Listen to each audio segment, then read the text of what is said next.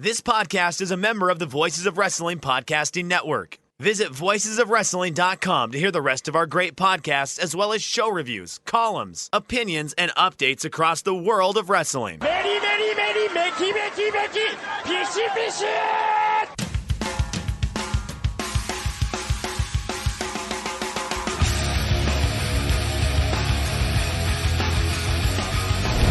And then Shibata comes back with Chapin fucking. That's a tremendous conversation. I live a horrible existence. So, all right, AAA. Very hard on yourself just for never being on a boat. I mean, well, why don't I know anybody who owns a boat? And we are live here on the Flagship Podcast. I'm Rich Craich. He's Joe Lanza. Joe, how you doing? How you feeling, more importantly? I guess I should ask. I'm feeling great. Feeling great? Better than you've ever felt?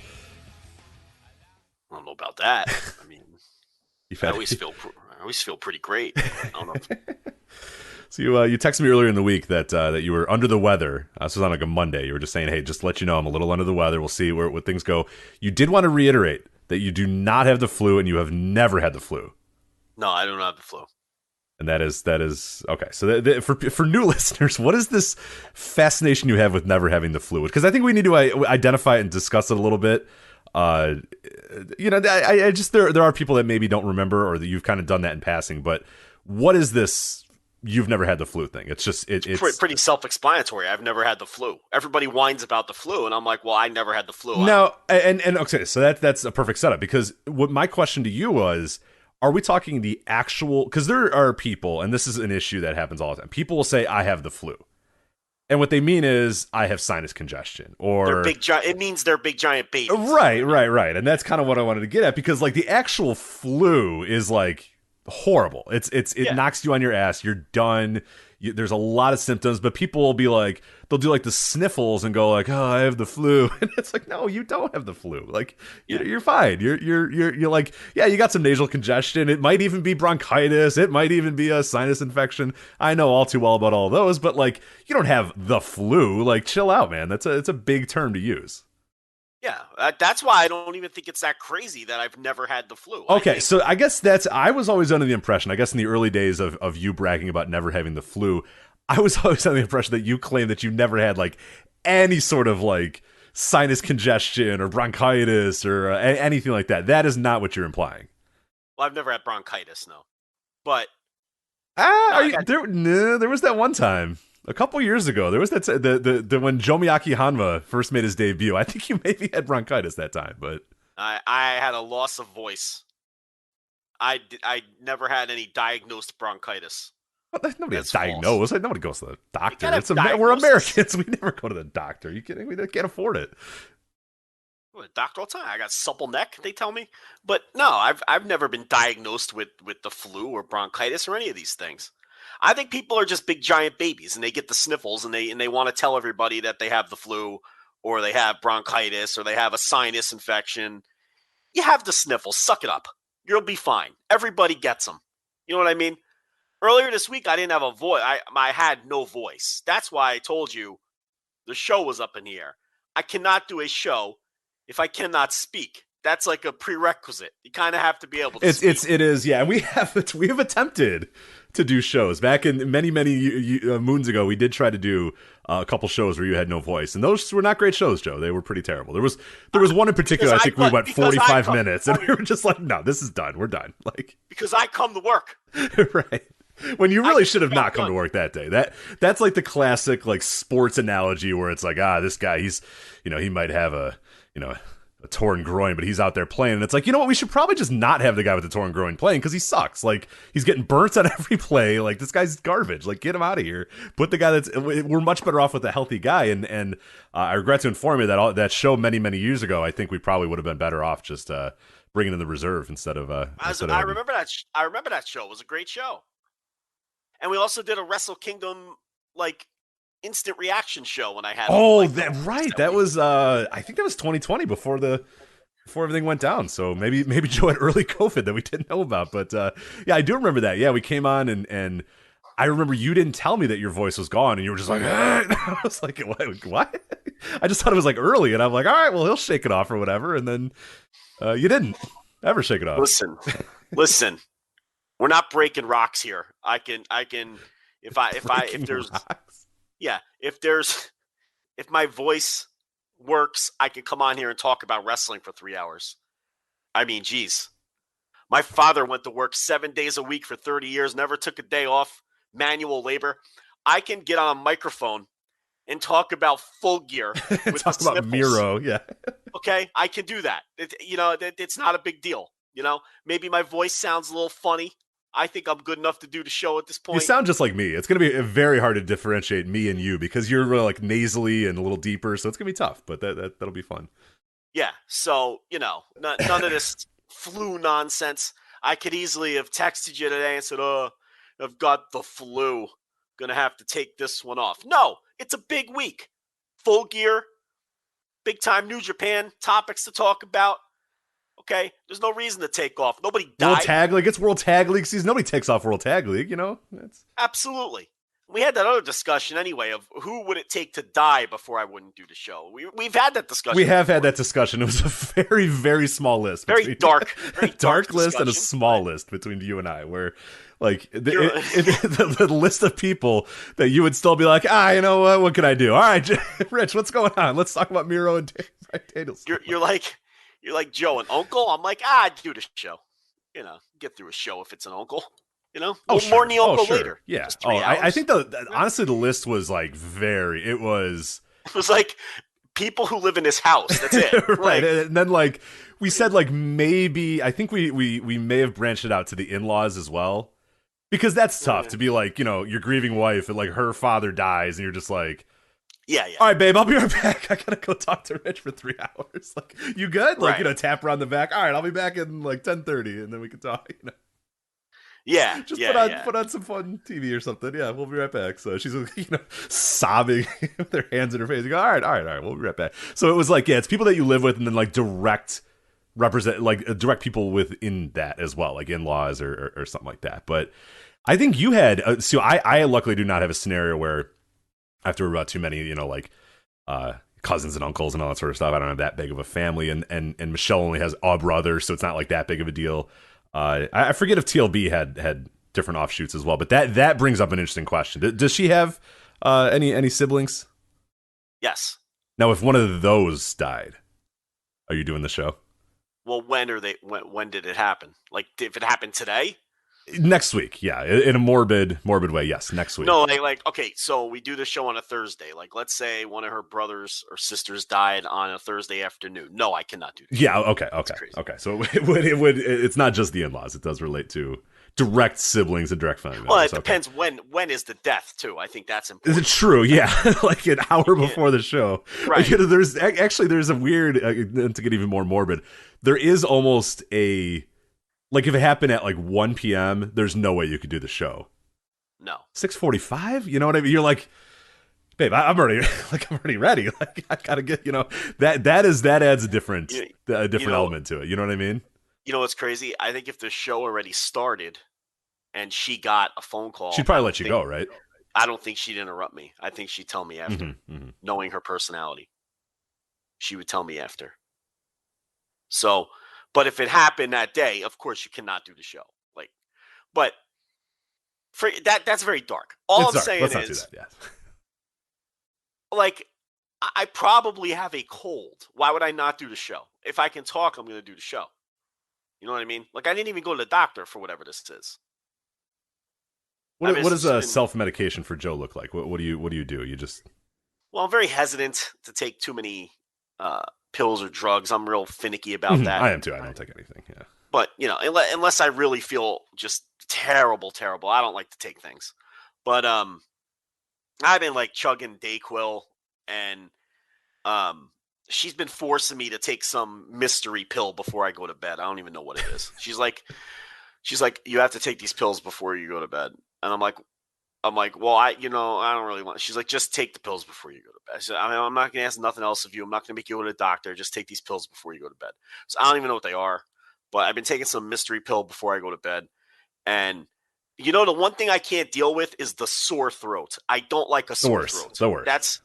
So when I feel like the sore throat's coming on, I will take the Dayquil because that helps with the sore throat. Yeah. That's I do the same. That's my level of medication most times. Like I wake up one day and I have a sore throat, and I'm just pounding like Alka-Seltzer or Dayquil or whatever. I'm just like the entire day that I'm just drinking fluids. I'm like, no, don't let this happen. Don't let this happen. And I thankfully avoid most times. I get sick like twice a year now. So and I actually haven't been sick in like 2 years.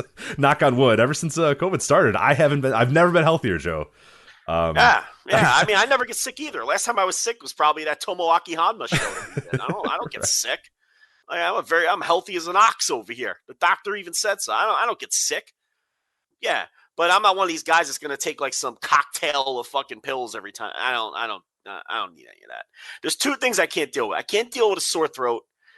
That I will attempt to remedy immediately, and I really don't like having like a headache that I have to remedy as well, almost immediately. Yeah, that's the only time I'll take a pill. Yeah, we're very similar in that. The only time I will ever take like pain medicine, or anything, is if I have a headache, because like I get these horrendous headaches. This is a terrible show. Why would anybody listen to this show? Two people talk about when they're sick and what they take, which is nothing, and they're never. Yeah, it's a terrible show. Anyway, like when I have like a horrible headache, I immediately take like ibuprofen or something like that, because if I start getting a headache, it always turns into a fucking migraine. Then I'm like it's like a horrific migraine, and I'm throwing up, and I feel like shit. That's the only thing. So if I get that ibuprofen just in time, I'm usually good. So. Yeah. Well, whatever I have now, I feel like death when I wake up. But then once I move around for like an hour, I'm fine. That's always been my theory as well. I always, there's times when I wake up and I'm like, I feel like crap, and like a lot of people that calling into work, doing that, and I'm like, you know what, I'm gonna move around a little bit. I'll do what I do, and if I still feel like shit at noon, then cool, I'll pack it in and say, look, guys, I feel like absolute dog shit. I'm going home. But mostly by the time it's like 9:30, I'm fine, and it's just completely, perfectly okay. So. I don't know what to tell you. I'm a healthy virile man, Very healthy erections. Everything's working right over here. Congratulations. Congratulations on the erections. Yeah, so. Absolutely. All right. So yeah, we great show for the 30 to 45 demo that we're doing here. Here are headache remedies that we have. So that'd be we should do that podcast. That's probably better. I think we make more money as like a health podcast. That seems to be not a true crime. What about true crime or health? Are you kidding me? That was just all awful advice. It was all terrible. It's not good. You feel like shit, get up and walk it off. right. No, see, our alternative medicine is just stop being, just I don't know, just walk around, just, I don't know, go to work, infect everybody else at your work. Who cares? Yeah. The advice we just gave was don't take any medications, get up and walk it off, and go to work and get everybody else sick. Yes. That's what we just told everybody to do. So this would be a terrible, it is bad. Yeah, I get that. So people give me, like, back in the day when I was sick, when I would get sick pretty often, even though I haven't been sick in quite a while. Remarkable. But people would always say, oh, you should call into work. It's like your obligation to call into work if you're sick or whatever. And I'm like, but here's the problem. Like, I get PTO. And that PTO is a vacation or it's sick. And there's no difference between a vacation day and a sick day at my work. Yeah. And, I mean, I do vacations. I'm not taking a fucking sick day, Yeah. So I go there, and then I hack or sneeze until someone's just like, Rich, get the hell out of here. And I'm like, all right, cool. See you guys later. Like, they need to tell me to leave. You know what I'm saying? Like, I'm not taking a PTO day because I'm sick. Because like we mentioned before, as the day moves on, you're usually pretty okay, or most of the time I'm okay. And two, now I'm using that for vacation. I'm not using it for a sick day. What the hell am I going to do with a sick day? There's nothing worse than taking a sick day. It's the worst. Some people love that. Oh, good. I'm just going to sit on blankets and watch TV. I hate that. It's the worst.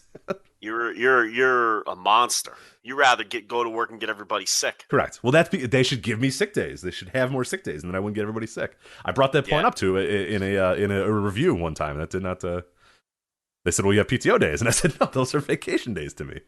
You got to go work at a bank. I'm shocked my wife ever goes to work because she'll just randomly not go to work, and I'm like, "What are you doing? How are you off again?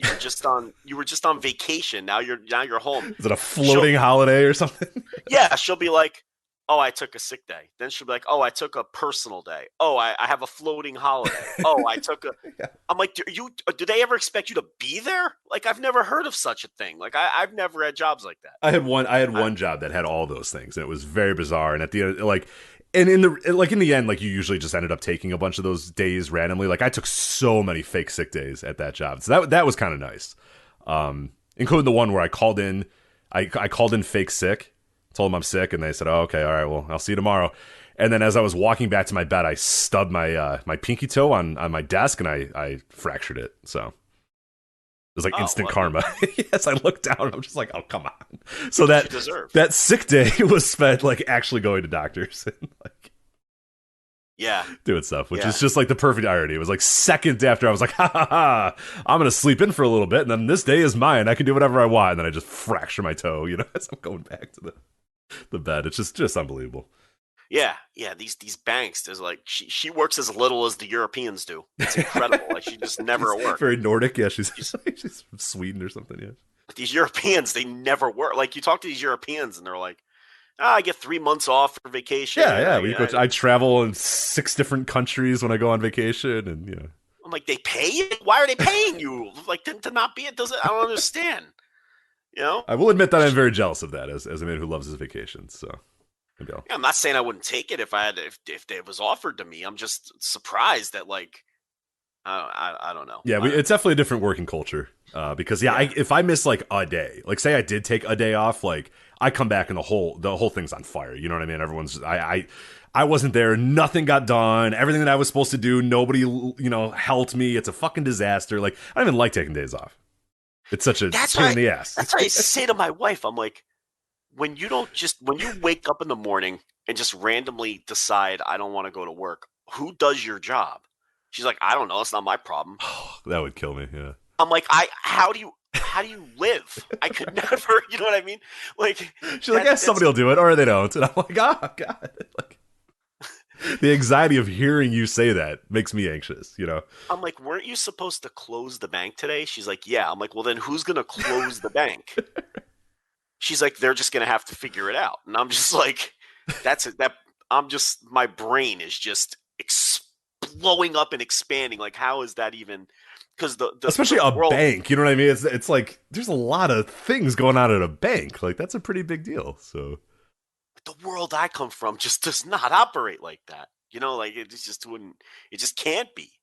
But, that's the norm in a lot of these European countries. These people never go to work, which is great for them, I guess. I mean, absolutely, great gig if you can get it, for sure. To never go to work, I will cough my way through this show. That's what I'm going to do because, like I said, I would feel enormous guilt not doing the show for the people.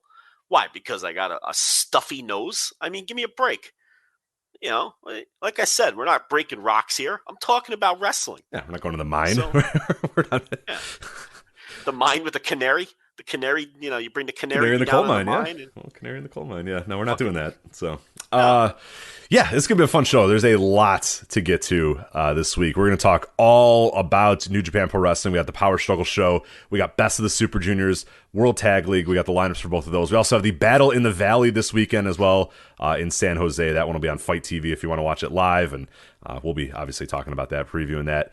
And whatnot. We got some other additional topics if we need to get to it, but we're going to start out and probably talk pretty extensively about AEW and this weekend's Full Gear show. It's on Saturday, AEW Full Gear. If you do not know, we are doing a live instant reaction immediately following Full Gear on Saturday. So this right when the show is done, it's usually about 5 or 10 minutes after the show is done, you and I go live and we talk and we talk and we talk. We usually do about 2 hours or so of recaps. We go match by match, give our ratings, give our thoughts, give our reactions, all that other stuff. It's among our most popular shows that we've ever done. Always on the Patreon. It's always super popular. The chat room is always going nuts as well. So it's always a good, really, really, really fun time. So that's the $10 tier at patreon.com/voices of wrestling.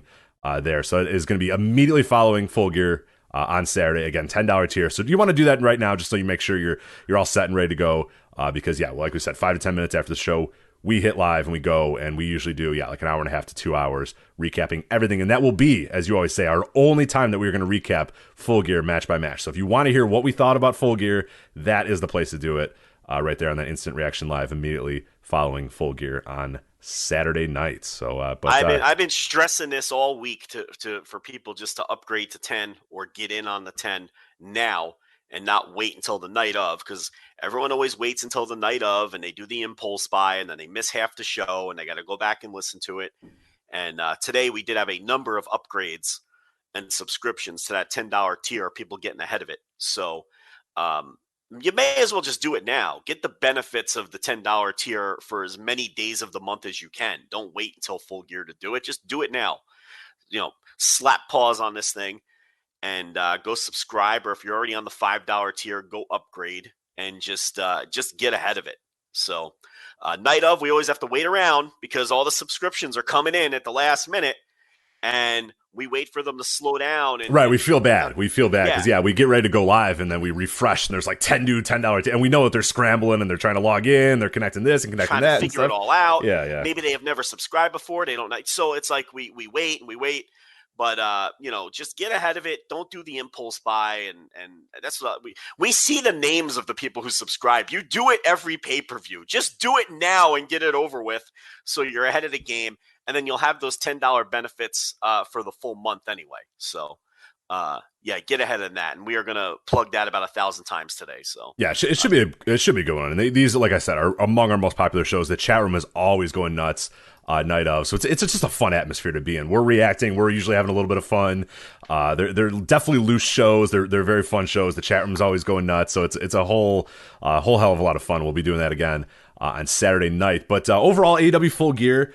I have not listened to the Thursday tier review, so all of your thoughts on these matches or all your thoughts on recent Dynamite, I don't know. So I'm sorry if I repeat points that you brought up, but I have not listened to the Thursday tier reviews. I have no idea what you think about the build of Full Gear.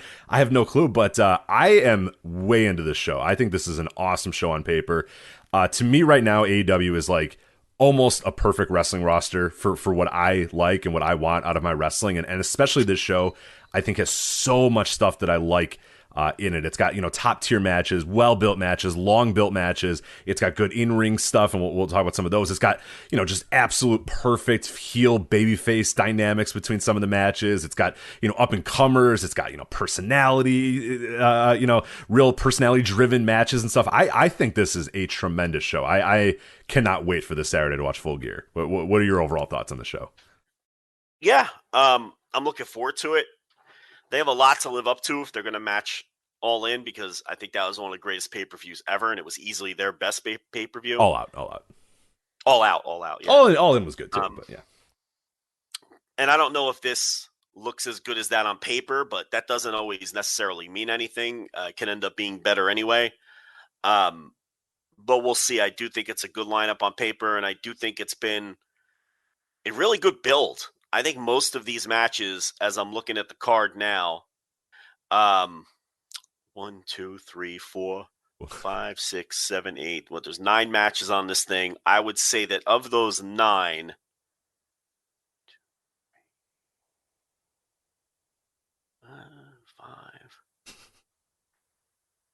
I'd say 7 of the 9 have had excellent builds. So, I mean, that's really hard to do. That's not easy to do. To have 7 out of 9 matches have what I would call an excellent build. I don't think Britt Tay Conti has had an excellent build. I think that build has been fine. And I don't think Lucha Brothers FTR has had an excellent build. It's been fine. I mean, I didn't really like... Well, we'll see what they do Friday. Maybe they do something Friday for some of these matches too, because there is a Rampage to go. But everything else, I think the build has been excellent and hot. And in some cases, only in a matter of the last 10 days or so when the matches came together, which is, again, very hard to do. Yeah, I completely agree. Yeah, and some of the ones that we're talking about, like I'm with you that the All Out card itself looked better on paper. Like it looked like there were better matches on the All Out card. But I think the reason why, and I think you brought it up exactly, the reason why I think a little more hyped for Full Gear is that, and I was attending All Out live, and it was going to be a great atmosphere and a really cool moment or whatnot. But Full Gear to me, like it strikes this like really cool balance of when I think pro wrestling is really excelling and really great. And like I said, it's because some of the builds are like, there's really fun, interesting matchups between the two. And there's one match there that like, I don't know that I'm really looking forward to the bell to bell of the match. I just fucking love it. Like they just built it up exactly how you're supposed to build up a pro wrestling match between, the babyface and the heel, good versus evil, the good, the fan favorite versus the hated, like just real cool stuff in terms of that. So there's a lot of stuff that I like. And then there's, some shades of gray matches too, where it's like, hey, I don't know how the fans are going to react. I don't know. Like, to me, I think the build has been pretty damn good for like you said, 7 out of the matches there. I would pretty much agree with the exact same ones that you said, but I'm really looking forward to this show. I think it's gonna be a tremendous show. In ring, who knows? But I think build wise, they've definitely gotten there, and no doubt in my mind they're going to be just a molten hot crowd, and we'll see what happens in the ring. But let's you want to go match by match on the show? Let's start with the main event. We'll work our way up and then work our way down here. AEW World Championship, Kenny Omega defending against Hangman Page. I can't say that I loved the old contract signing in the go home angle, but I think it's really hard to not make this build great. I mean, it's pretty much been done for 2 we're going on 2 years now, definitely at least like, a year with the Hangman Page Omega story, and doing some of the stop starts had made a lot of people angry, and a lot of people say, oh, it's over, it's done, there's no way, I can't do it anymore. But it's all gotten to this point, and I don't think anybody's really going to care on Saturday that, like, at one point, Hangman Page lost a match to, 8 months ago, but everybody would freak out at those times. Say, oh, it's over. The Hangman push is done. The Hangman push is done. And it's fine. You know what I mean? So it's going to be a really cool match, and I think the build's been solid. I can't say that the go home angle was spectacular, but I think it hit all the notes that you want for like a typical kind of quote unquote pro wrestling build or whatever. I think they probably could have done a little bit better with that. We'll see if they do anything on Friday, but I mean, ultimately, Omega and Page is so highly anticipated, and it's going to be potentially a huge moment in AEW history. So what do you think of the build? And really, I guess the question everyone's asking is this the time? Do you do the Hangman title switch on this night? Do you have to do it right now? Can you afford to not do it? Where do you stand on that? I like the angle on Wednesday. I like the Don Callis thing. I thought it was creative because they made you think that he was away for like shoot reasons. They even fooled a couple reporters. Oh, there were people saying, I haven't heard about Callis, but I'm wondering, I'm asking if he maybe got fired or something. Yeah, it was cool. Because they quietly took him off the show graphic, the match graphic, and and he kind of just disappeared for a while. And then I don't think anyone was expecting that, in disguise as the cameraman, and then they bloody him up. And Omega signs the contract with the blood just when you think Omega's playing it straight after he offered the handshake. I liked it. But I could see where maybe you thought it was goofy. But I thought it was I don't think they'll do anything Friday. I think that's your match close. I think because that was the heat. That's a lot of heat. So I think that's a good angle to close things out and get people ready for the match. I'm torn on what I think would be the better outcome. If Hangman loses, you're going to hear all that stuff again, how they're blowing it with Hangman and everything. This is getting very reminiscent of Tetsuya Naito and all the same arguments we heard during the Naito build. Every time Naito would come close and then come up short, and people would claim that, they were going to run all the fans off, and fans were going to be impatient. And this time they really, and they never, and I was steadfast the entire way with Naito. It was they made all the right decisions every step of the way. They ended up drawing more money because they waited and were patient and did it at the right time than if they would have rushed and did it when everybody wanted them to do it. And I kind of think that's the case here. I really don't think there's a wrong decision. I think if Hangman wins, I think that works. I think if Kenny retains, I think that works too, because I think there's a lot of money that you can make and squeeze out of this Kenny Omega title reign now that you have people like Bryan Danielson and CM Punk in the company. And they've already teased. They've done some subtle teasing of Kenny Omega and Adam Cole not getting along, and a little bit of jealousy where Kenny's a little jealous that the Bucks are giving all of their attention to Adam Cole. So there's a lot of money you can make on a longer Kenny Omega title reign. And I am of the belief that depending on how he loses, Hangman would still be fine if he didn't win the title here. Now, it all depends how they do it. It always depends on how you do it. But it's everybody, like you said, has pressed the panic button over Hangman all the other times he's come up short, and they can't keep fucking with the fans. I don't buy that. I think the tortured babyface is always a good story. Well, not always a good story, but is generally a good story. And I think it's a good story when it comes to this character. This character as a tortured babyface who can't quite seem to overcome himself is a great story. And I do not think the fans would give up on this character. You always run that risk, and you do have to be careful of people losing faith. But I don't think we're anywhere near that point with this guy. And I do think he could survive another loss depending on how it came off. So I'm okay with either result. Yeah. And I'm really undecided on what I would rather see happen. You know, I think in some ways it's the right time for Hangman. In some ways I think it might be a little too soon. Make these fans salivate for it. Rich, does this sound like my Naito audio or what? Absolutely. I'll just play a clip. Yeah. Make these fans fucking make them angry. Make them angry and make them salivate for it, because I think you could squeeze more money out of this thing. You know? And I understand it's a risk, but I think this company has incredibly loyal fans. And I think the Hangman fans are incredibly loyal to Hangman. And I think with each loss, you know, that bond between him and the fans just becomes stronger. You know? And you know, so I don't think it's, if you're a Hangman fan and you're just getting ready for a coronation Saturday, all I would say to that is you might get it, but don't be shocked if you don't. You know, the long-term arc of this guy might be the guy who just can't get it done. And until he truly overcomes all of his demons and himself. And I don't know that he's done that yet. You know, and maybe it'll take another year. Maybe it'll take another 6 months. Maybe it'll take another 3 or 5. I don't know. But I'm not 100% convinced he wins. And I don't necessarily think that would be the wrong choice. Yeah, I'm kind of with you. I'm going into this night basically being like, hey, look, I'm curious to see what story they tell, and I'm curious to see what direction they go in, because you can absolutely justify either way. You can absolutely justify, let's keep the Hangman thing going. Let's have him really get tortured, really, you know, have to dig in deep, really have to work his way back up there. Like, that makes all the sense in the world. And it's like you said, it's an incredible risk. And many wrestling promoters have failed at that risk. Many have succeeded. Many have succeeded. Probably more have succeeded in that than have failed in that. But the failures are so prominent and so relevant. And the ones that people just always bring up. Okay, you know, and I think Stu Williams, who did the preview for Voices of Wrestling, brought up a few of those examples. The Tyler Black is the one that, you know, of recent vintage that everybody brings up. But, you know, there's Hulk Hogan in AEWA, you know, back in 1983. I forget the name of the show, where it was like, oh, this is the time. And then they didn't do it. And then Hogan lost faith in that company and said, all right, you're never going to do this thing with me, so I'm out. I'm leaving. And Vince McMahon, within 3 weeks, was like, hey, you're my fucking champion. Let's go. Let's make a ton of money. And they made a ton of money. So, you know, it happens. And it's a huge risk. It's a huge, huge risk. But I think that Hangman's the right guy to do it if you're going to do that. I think AEW is the right company to do it if you're going to do it. And I think you could stretch it out if you want.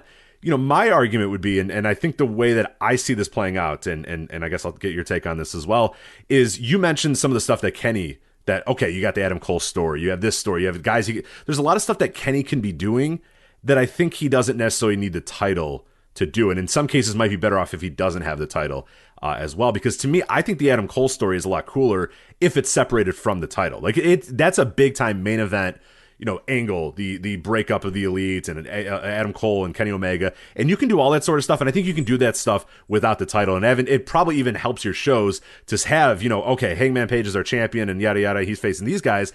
And then also, you know, the semi-main event, or the main event of this show is Adam Cole and Kenny Omega. You know, I think you can do that and separate that story from the title. And yeah, is it too early maybe to do the Adam Cole Kenny Omega split thing? Maybe, but I think there's probably ways that you know, and there's many different ways. I don't want to get into like fantasy booking or whatever, but there's numerous ways that, you know, the Elite come out to help Kenny and they screw up, or, you know, the Dark Order stops them or something like that, and that's how Hangman wins, and Kenny can kind of say, hey, where were you guys, or you didn't help me, and yada yada, and all that sort of stuff. So there's a lot of things you can do and a lot of stories you can tell. But to me, a lot of those stories that you said for Kenny, I think those stories can be told maybe even a little bit better without the world title. And that's where I think that ultimately, if I was making that decision, if I was quote unquote in the room, I would say, okay, let's do the Hangman thing now. I think now's a good time to do it because we can move Kenny into a bunch of other things, a bunch of interesting stories, and a bunch of unique things that he can do. And he can do those without the title as well. Well, at the same time, we now have a brand new champion that can main event on his own right as well. I completely agree. And that's what I've been pushing behind the paywall, because the obvious program is Kenny Omega and Bryan Danielson, because they had that first great match that drew a big number and it was a draw. So obviously they have plans to do more of that.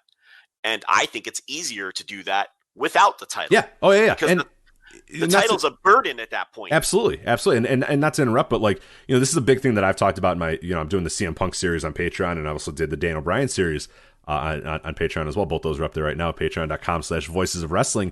And one thing I had to reiterate to people who weren't around during the peak days of Ring of Honor is that very often, because a lot of people were asking, well, why did Punk never win title before he was going to leave? Or why did Danielson never get any title shots? Or he didn't have the title for very long, or he didn't have the title for a couple years.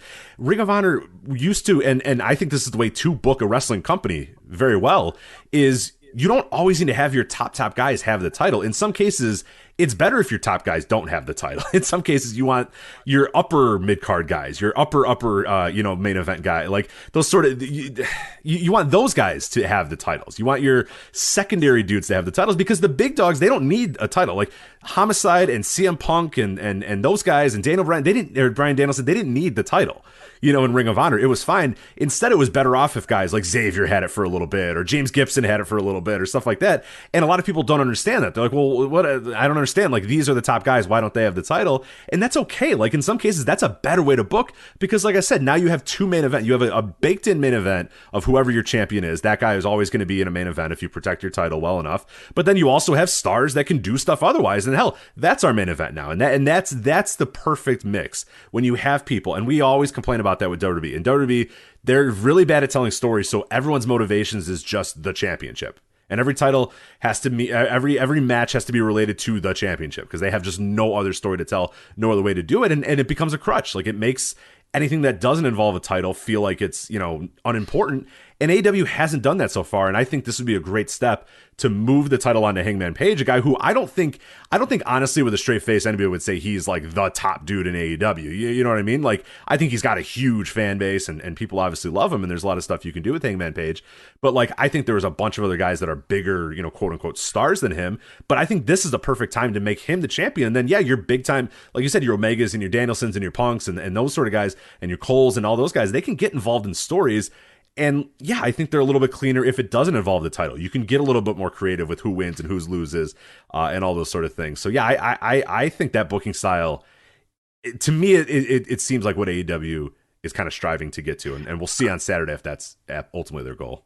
Well, I almost feel like having the title involved in an Omega Danielson program is a burden. Yeah, because then you have to worry about that, trading your title back and forth. If you get the title out of the way and just let those guys have a program, then you can book a cleaner story and not worry about trading the title back and forth, or who has the title. You could just tell whatever story you're going to tell with those two guys.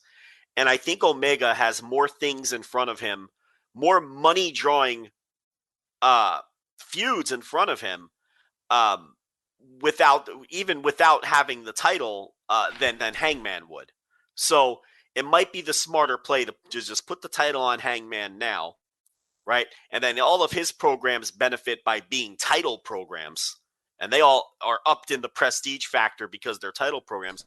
Whereas if Omega gets into programs with Bryan Danielson or Adam Cole or CM Punk, they're going to be money programs with the title or not. You don't need the title involved to draw money with those programs.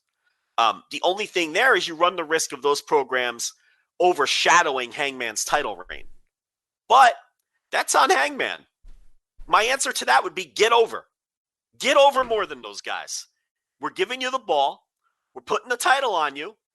Now you have to take the ball and score. That's how this works. Mm-hmm.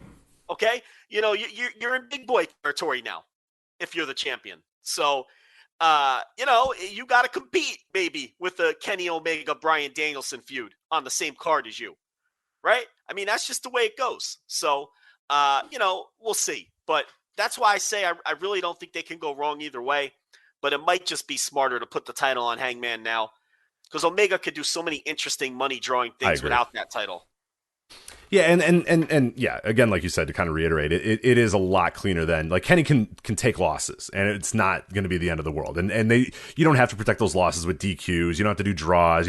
It can really have it. And yeah, so you have the Danielson stuff, like you said. You have the Cole stuff, like you said. And if the Cole stuff blows up, then you have countless other matches between those guys. You have Omega versus the Bucks. There's so many other things you can do with Omega, especially if you flip him onto the face side. So yeah, I think to me personally, I think it'd be time to do it. Not necessarily because I think this is like the time you have to do it for Hangman or it's going to lose. I'm more of this sense of I think there's a lot more stuff you can do with Kenny without the title. So I want to go in that direction and kind of let him go off and do that sort of stuff. But yeah, and in the same breath, like if Omega just beats him, I don't think it's the end of the world. I'm not doom and gloom like other people are or other people will be.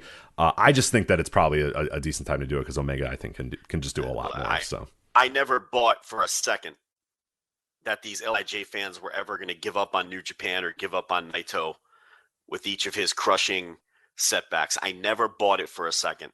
And I don't buy for a second that there are AEW fans or Hangman Page fans who are going to stop watching the show if he doesn't win the title Saturday. I don't buy it. I never buy that stuff. It's people's emotions talking, and they never mean it. It especially when it's characters when you have characters like Naito and Hangman who have that emotional connection with people. It's even less so. It's just I don't and the AEW fan base is so loyal.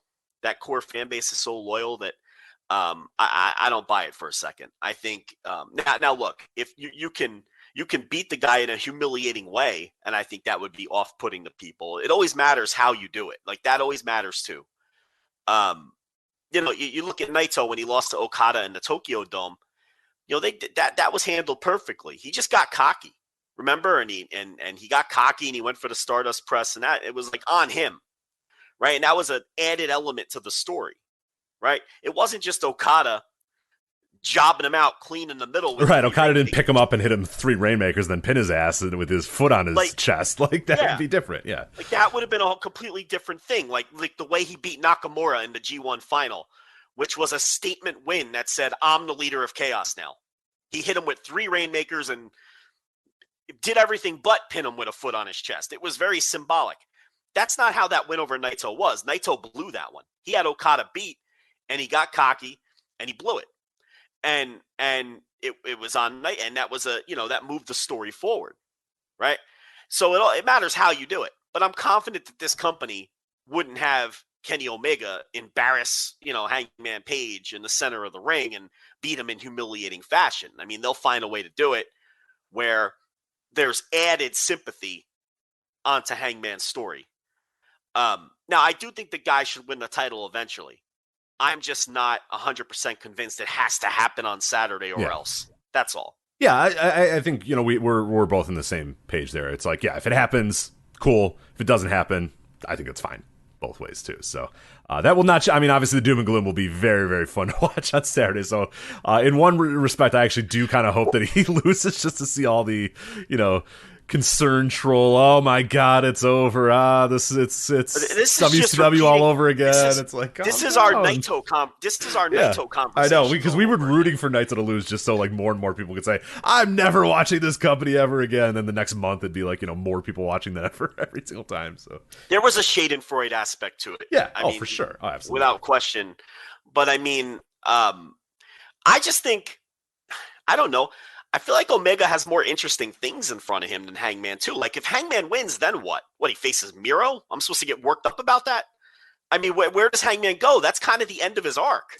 Yeah, and then you do run into that risk too, and that is always going to potentially be an issue with somebody like a Hangman, because so much of his story is this struggle and this climb and this beating Omega. Yeah, and like once he does it, it's like, all right, so now okay, what's the next story? And he either keeps feuding with Omega, yeah, or Miro beats Danielson and he faces Miro, but that's like just a one-off match. That's not going to be and he's not going to lose.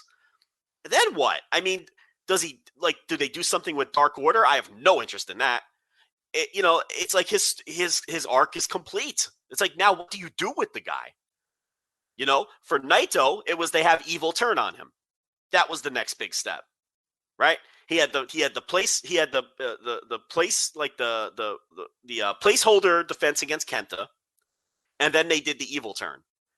So if Hangman wins, he'll have a placeholder defense against Miro, let's say. And then what? And then what do? Like, they had a plan for Naito, the LIJ split, and that whole thing. And no matter where you stand on evil or whatever, they at least had a plan. I don't know where you go with Hangman after, because he needs a new arc now.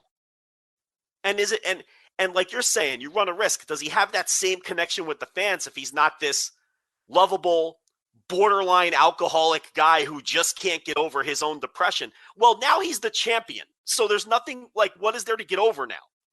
Like, he achieved it. He beat everything and he overcame his demons and he won. Now what? So there's that risk too. Like, maybe there's no more story to tell with this guy if he wins. I think in a lot of ways it's more interesting if he loses. I think everything is more interesting. Kenny has more interesting things in front of him than Hangman does, and Hangman's arc is still incomplete, and we get to tell more of his story. So I think that's a good argument for Kenny retaining. So I think it's real easy just to say, yeah, belt him up now. But okay, but it's always what's next. And I'm not sure there is a compelling next for Hangman Page. Yeah, we'll see on Saturday. It'll be definitely be fascinating. I like that we have this conversation that neither of us are really certain who is going to win, and no one's really certain which way it's going to go, or nobody's really certain. I like that. That adds a little bit of intrigue, and yeah, I'll be excited to see what happens Saturday. I'm sure there'll be plenty of reactions no matter what they decide to do. Yeah. Do you think the Miro Danielson outcome tips off the outcome of the main event? Yes. And because I have a very distinct person that I think is going to win this, that I think is an underdog. I believe the betting lines have this person as an underdog as well. But yeah, Miro. Okay, because I want to. I guess we'll just jump to that match, then we'll go to Britt Baker and Ty Conti. Like, Miro's winning this match. Like 100, I would bet the house on it. And if Miro wins this match, Hangman is definitely winning. Correct. Because Miro, Kenny Omega is weird psychology, and they're not doing. I hate it. Yeah, I hate it. I don't want to see that match right now. So no, they're not doing Miro versus Kenny Omega. They're just not. Unless Kenny Omega is doing some kind of turn that nobody sees coming, you're not doing that match. So, to me, the result of this match is going to tip off the main event, because I also do not think they would do Bryan Danielson versus Hangman Page. No, yeah. If Danielson wins that, Omega's winning it. Because that instantly gets you to that Omega-Danielson thing that we said. And, like, yeah, while we think it's cleaner to have it without the title, they might say, well, fuck, we have Kenny Omega and Bryan Danielson for the AEW World title as our main event. That's going to draw a lot of money. People are going to pay money to watch that match. So, see, once you sign up Bryan Danielson, you change your plans if you have to. Right. Because especially as well as that match did for TV. So a Danielson Omega program for the title, even though I think it can be a cleaner program without it, if you think you can make a shit ton of money on your next pay-per-view by putting those two in a title match, you do it. Hangman can wait. I know people aren't going to want to hear that, but he can wait, because you if you can make that money, you make that money. But I don't think they would do Bryan Danielson Hangman Page, because, as you know, that'd be a great match and everything. That's not a great way to get Hangman Page off on a good start in a title reign, because the crowd's going to be split. You want to get him in there with a clear-cut heel and get him off to a good start. I would not put him in a situation where he's in there with another wrestler who everybody loves, and you're getting 50-50 crowd reactions. I would not do that. So I do not think if Danielson wins that Hangman is going. I would be very surprised if they're doing Hangman Danielson at the next pay-per-view. Now, that match would be less surprising.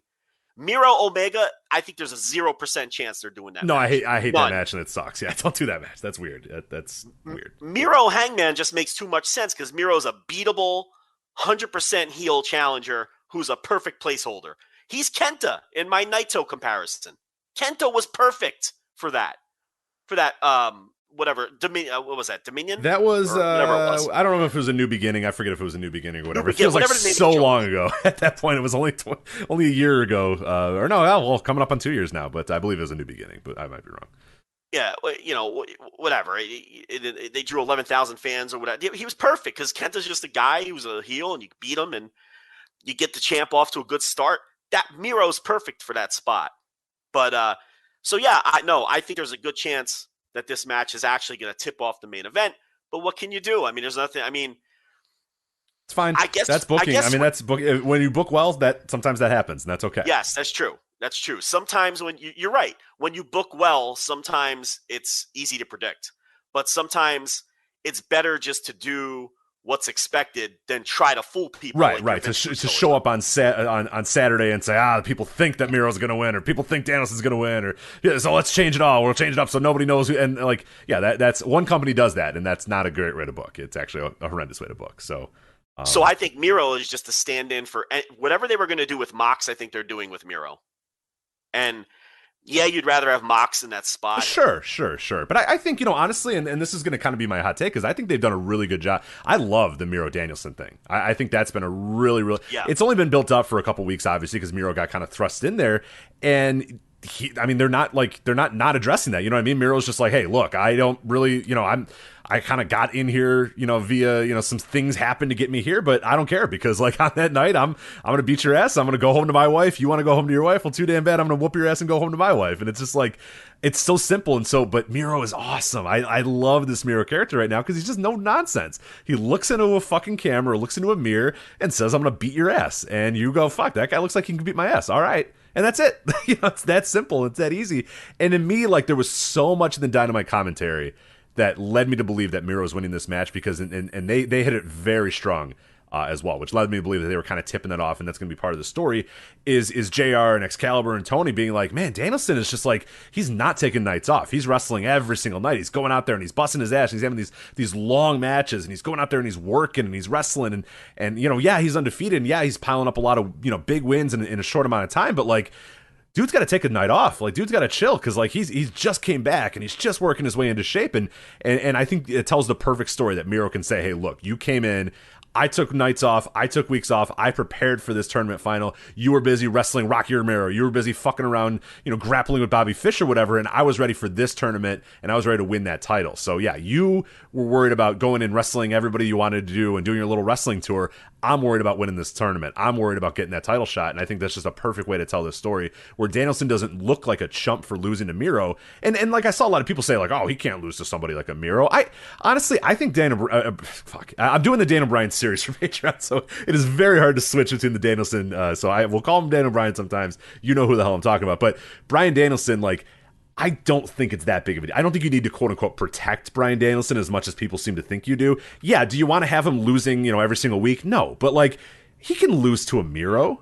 Yeah, he just won 1,000 matches in a row. Right, it's Bryan Danielson. Like, no one's going to be like, I thought this guy was good, but he lost to Miro, so now I don't like it. Like, it's Bryan Danielson. It's going to be okay. Like, it'll be fine. So, yeah, I think he can lose to somebody like a Miro, and I think you have the baked-in story there where Miro can say, hey, look, you stretch yourself way too thin, and even Danielson could say, I came back, and I'm just excited to be wrestling again, and I took too many matches. I took too much time. I was too worried about getting in the ring, and I wasn't focused enough on this tournament, and it bit me in the ass. And then you also have this story too, where Miro wasn't in the whole tournament. You know what I mean? He just jumped. So like, I think it makes all the sense in the world to me. It's every sign is pointing there, and it's so strange to see like betting lines are like very high. Like Miro is. I think it was plus 200 at the start of the show or whatever. Like, there were betting lines that are showing like a lot of stuff for Miro. Like, if you wanted to bet on him, and I'm thinking, man, like to me, the way the story is being told, and maybe I'll be wrong. Like, to me, the story is like so obvious that Miro's winning this, but I don't know. No, I feel like Mox would have won, and I feel like Miro's just standing in for Mox. And because I think Hangman's probably winning, I think Miro's winning. I mean, you could do Danielson versus Hangman. I personally wouldn't do it that way. But you could do that match. But I also think if like we talked about before, if you have all these big stars and these other potential big matches down card, you don't need Hangman to have a super opponent on the next pay-per-view, because you're going to have enough to draw anyway. So you can do a Miro. It just makes more sense. So yeah, and I think the way that Danielson basically wins on every TV show, he could definitely absorb a loss, and they could tell the story that you're saying, where Miro was just more well-rested and He didn't even have to wrestle in the first round of this tournament. Yeah, he got through, and yeah, you look at the actual match times as well. So Danielson comes into the tournament. He has to face Dustin Rhodes. He goes 15 minutes with Dustin Rhodes. The next week, he goes 16 minutes with Kenny Kingston. Between that, he's got the Bobby Fish match that was obviously long and hard-hitting. He's got the Rocky Romero match that was, not too difficult for him, but there were times, and it stretched him a little thin. Miro, 7 minutes, he beat Orange Cassidy. And now he's here. You know what I mean? Like, that's it. It's like, yeah, it was easy for him to get here and so it's baked in already. Like, even though they're protecting him in the sense that, like, some people think protecting is like Danielson can never lose. He always has to win. Where the real true protection is that you at least have this. Okay, the reason he lost is because of X, and it's totally logical and it totally makes sense. And it fits his character. He's he's back wrestling. He just wanted to fucking wrestle. So he's wrestling as much as he can. He's wrestle, and he's not focused on this tournament. Miro is focused on the tournament. It makes all the sense in the world to me. You know what, though? It's AEW, and you could just lose. That too. People freak out about that. Guys can just lose. Yeah, it's not that big of a deal. You can just lose, and it'll be fine because they've established, a house style and everything where that you can lose, and it's not the end of the world or anything like that. And they don't, so he could just lose the match. It's not really, especially when he's racked up all of these wins leading up to it. It's not Danielson losing to Preston Vance. You know what I mean? It's fucking Miro. And also he hasn't lost yet. I mean, he had a draw and he's won all his other matches. Yes. So why can't this guy lose a match like after going undefeated since he's debuted with the company? He absolutely can lose, and I think he probably will lose because. As much as I've tried to play devil's advocate with Kenny Omega winning, and in a way I'd rather see Omega win. I don't think they're doing that. I think Hangman's going to win. So, yes, I think Miro's going to beat Danielson. Yeah, I think so too. And I think as of this recording, I think you can make some money with that as well if you want. He's 2-1. Yeah, promo code VOICES, mybookie.ag if you want to get involved in there. They didn't sponsor this week, so I'm not going to do too much, but just let you know if you want to get in there and make some money. Miro is entertainment purposes only. I'm not actually advocating for units. Bet units on Miro. I would bet the proverbial quote-unquote house on Miro, but if you remember lose money, not my fault. Yeah. Remember, though, if you're making wrestling plays, they all have to be made before the event starts. So don't try to be slick and wait to see if Miro wins and then put money on Hangman. You can't do that with wrestling. Oh, is that true? I've never like bet the day of or it's true because they don't. You got to remember the book doesn't know the match. Nobody knows the match order, so they close betting as soon as the show starts. Yeah, makes sense.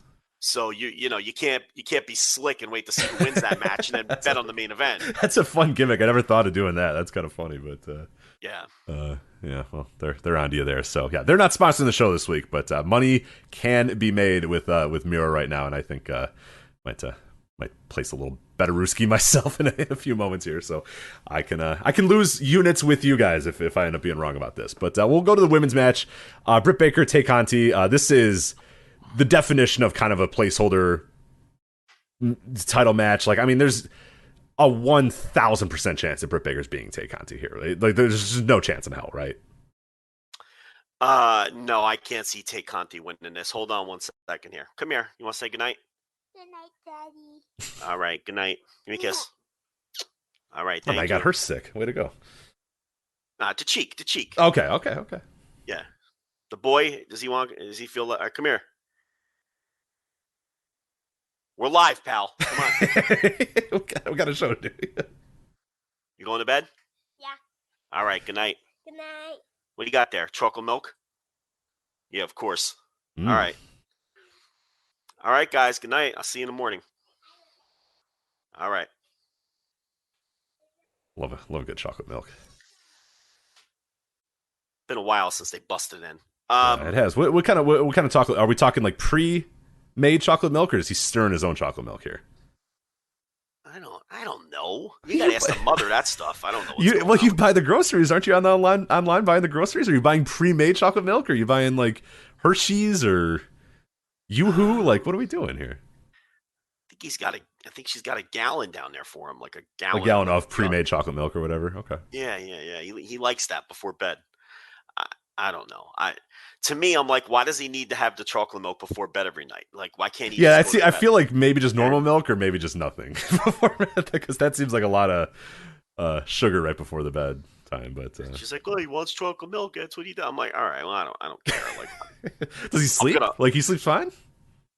Yeah, I guess so. I think he sleeps normal. I don't know. Well, hey. He's got that fucking chocolate milk every night.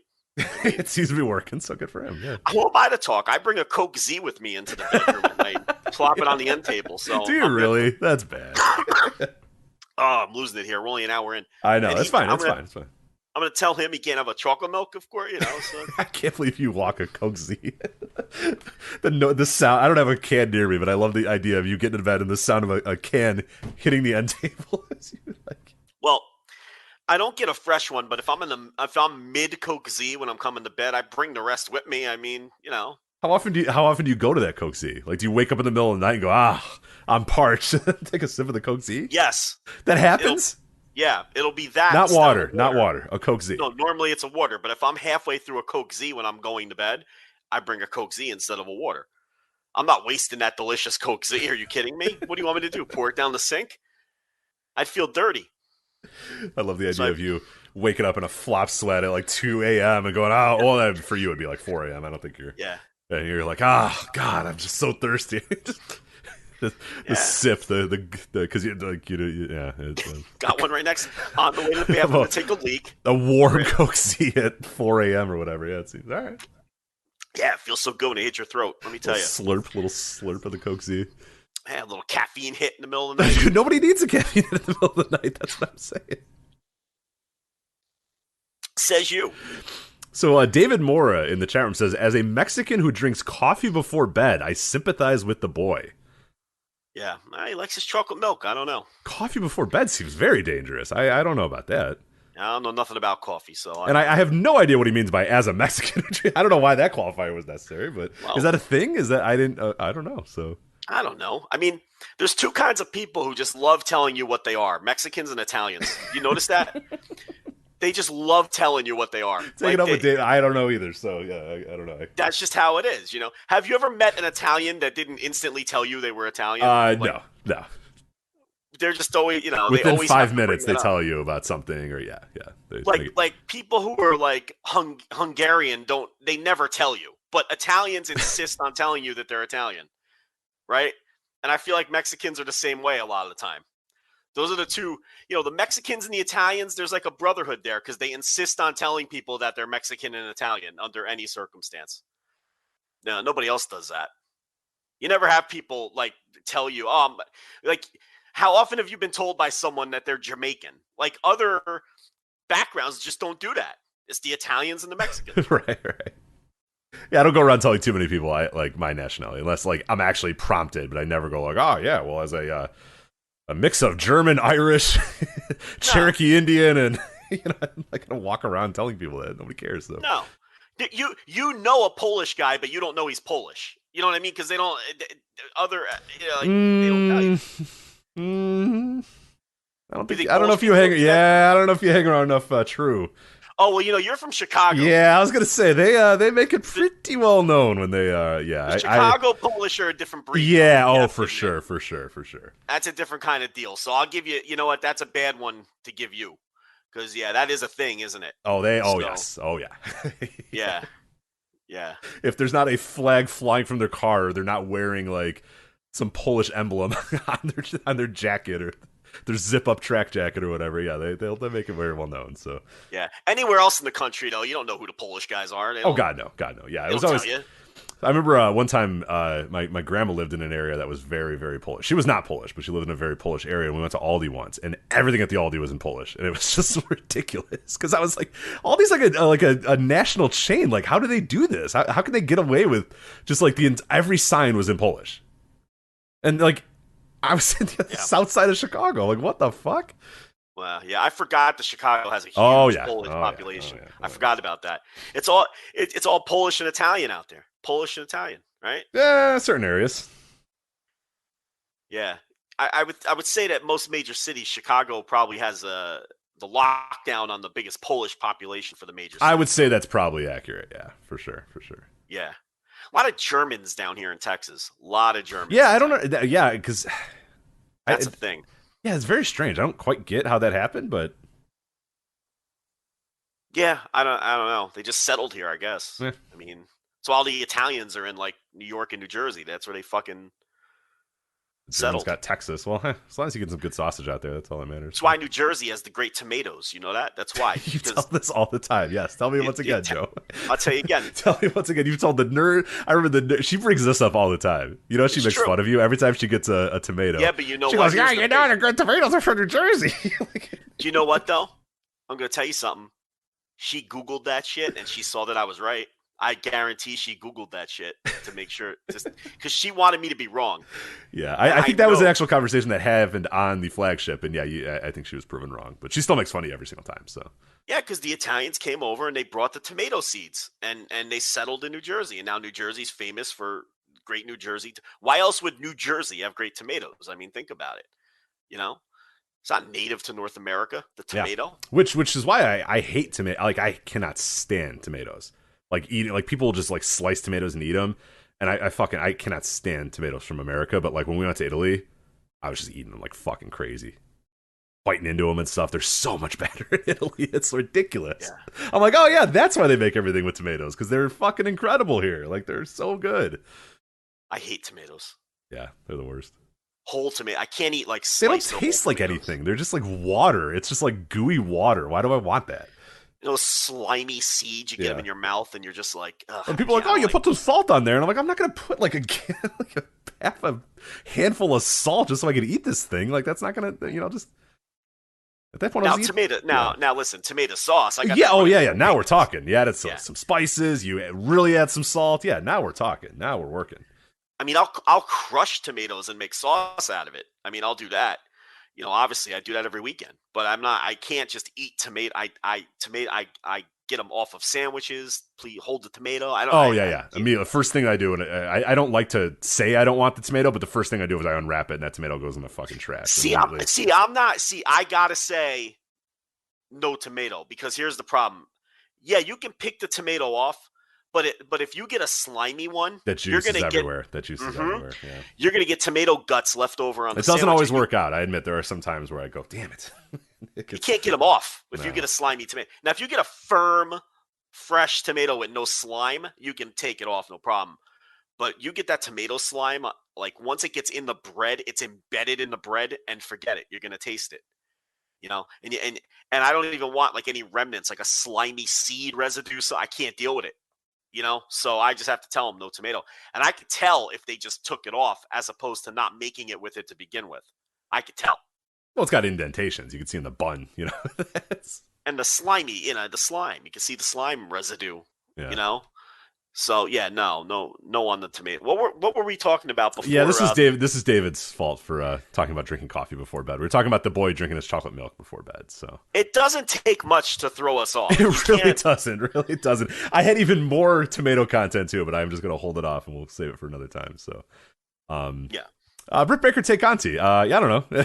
Britt's going to win and. Yeah, no, they're not ready to belt up Conti. Oh, God, no. God, no. I mean, it's a cool moment for her. It's a cool spot. It's definitely like a badge of honor. We got that, today from the media call with Tony Khan. Like, it's a badge of honor, like, that Tay Conti was somebody that WWE just kind of sent away and said, we got nothing for her. And he, he reiterated almost immediately was on the phone trying to get her signed up. And we've talked about it before as well, like her moving up the ladder, working and doing dark and doing these sort of things to get to become a pretty competent pro wrestler. Like, I don't think she's great. I don't think she's any great shakes, but she's solid as hell. And that's really all you can, I mean, given where she was and given how young she still is and how little experience she has in the business, I think just being a competent wrestler is tremendous. At this point, and this is a huge spot for her. And yeah, we'll see. Maybe she goes out there and kills it and has the match of her life, or it's just like, hey, it's just kind of a placeholder defense and she's fine or whatever. Either way, I think it's still a success story for AEW, and I think it's a big reason why this match is happening, to kind of say, hey, look, we took a chance on her. She worked her ass off, and now here she is, in a big time spot. And yeah, she's not going to win the match. She's not going to win the title, but still a big badge of honor for her and a big badge of honor for AEW. Yeah. I'm not going to lie. It's the match I'm looking least forward to on the entire show, though. I just don't care about that match at all. Yeah. Oh, and I'm with you too. Yeah. I'm not too. Yeah. It's kind of funny in the on Dynamite when Thunder Rosa tagged in. The place just exploded when Britt Baker and Thunder Rosa are facing each other, and they had to do everything to say, "Well, Tay Conti's getting Full Gear. Tay Conti's wrestling." It's like obviously that's the money match. Exactly, which is fine. Like that's good wrestling. That is good wrestling to make people like we say waiting.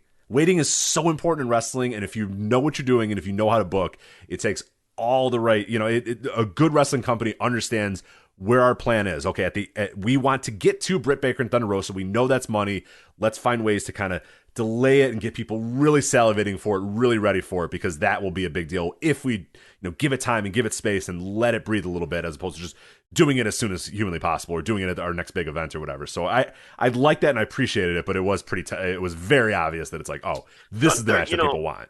She gets the mega pop every time. She can come out for Dark Elevation and she gets a mega pop. Yeah. I mean, they've got something with Thunder Rosa. Move on to another match here. Clicked away. Okay, yeah, this is one I kind of alluded to a little bit earlier. Minneapolis Street Fight, the Inner Circle versus Men of the Year and American Top Team. Okay. I'm not that interested in watching this match. I don't really care what the bell to bell of this. But Joe, I have to admit, I think Men of the Year and American Top Team are awesome at what they do. Because they fucking suck. They're annoying and you hate them. And nobody could possibly like them. And everybody gets mad every single week and go, Scorpio Sky sucks. And Ethan Page, what a waste of money. And I'm mad at, why is Dan Lambert on my TV? And that's what they want you to do. Like, it's wrestling. It's so ridiculous. On that Dynamite, I was like, these guys are such good heels because they're so fucking unlikable. Nobody could cheer for these guys. Nobody in the universe could cheer for Ethan Page and Scorpio Sky, right? And they're not getting go away heat. They're getting real that's what I'm saying. Like heat. They get more heat than anybody else on this show. And they do old school heat too. They just yell and they're annoying. They get on the mic and every single guy just goes, just yells for nonstop. And it's like, you fucking assholes, shut up. And you got Dan Lambert putting on the walls of Jericho. I was howling when he said, Boston Crab, championship wrestling from Florida. I was like, yes.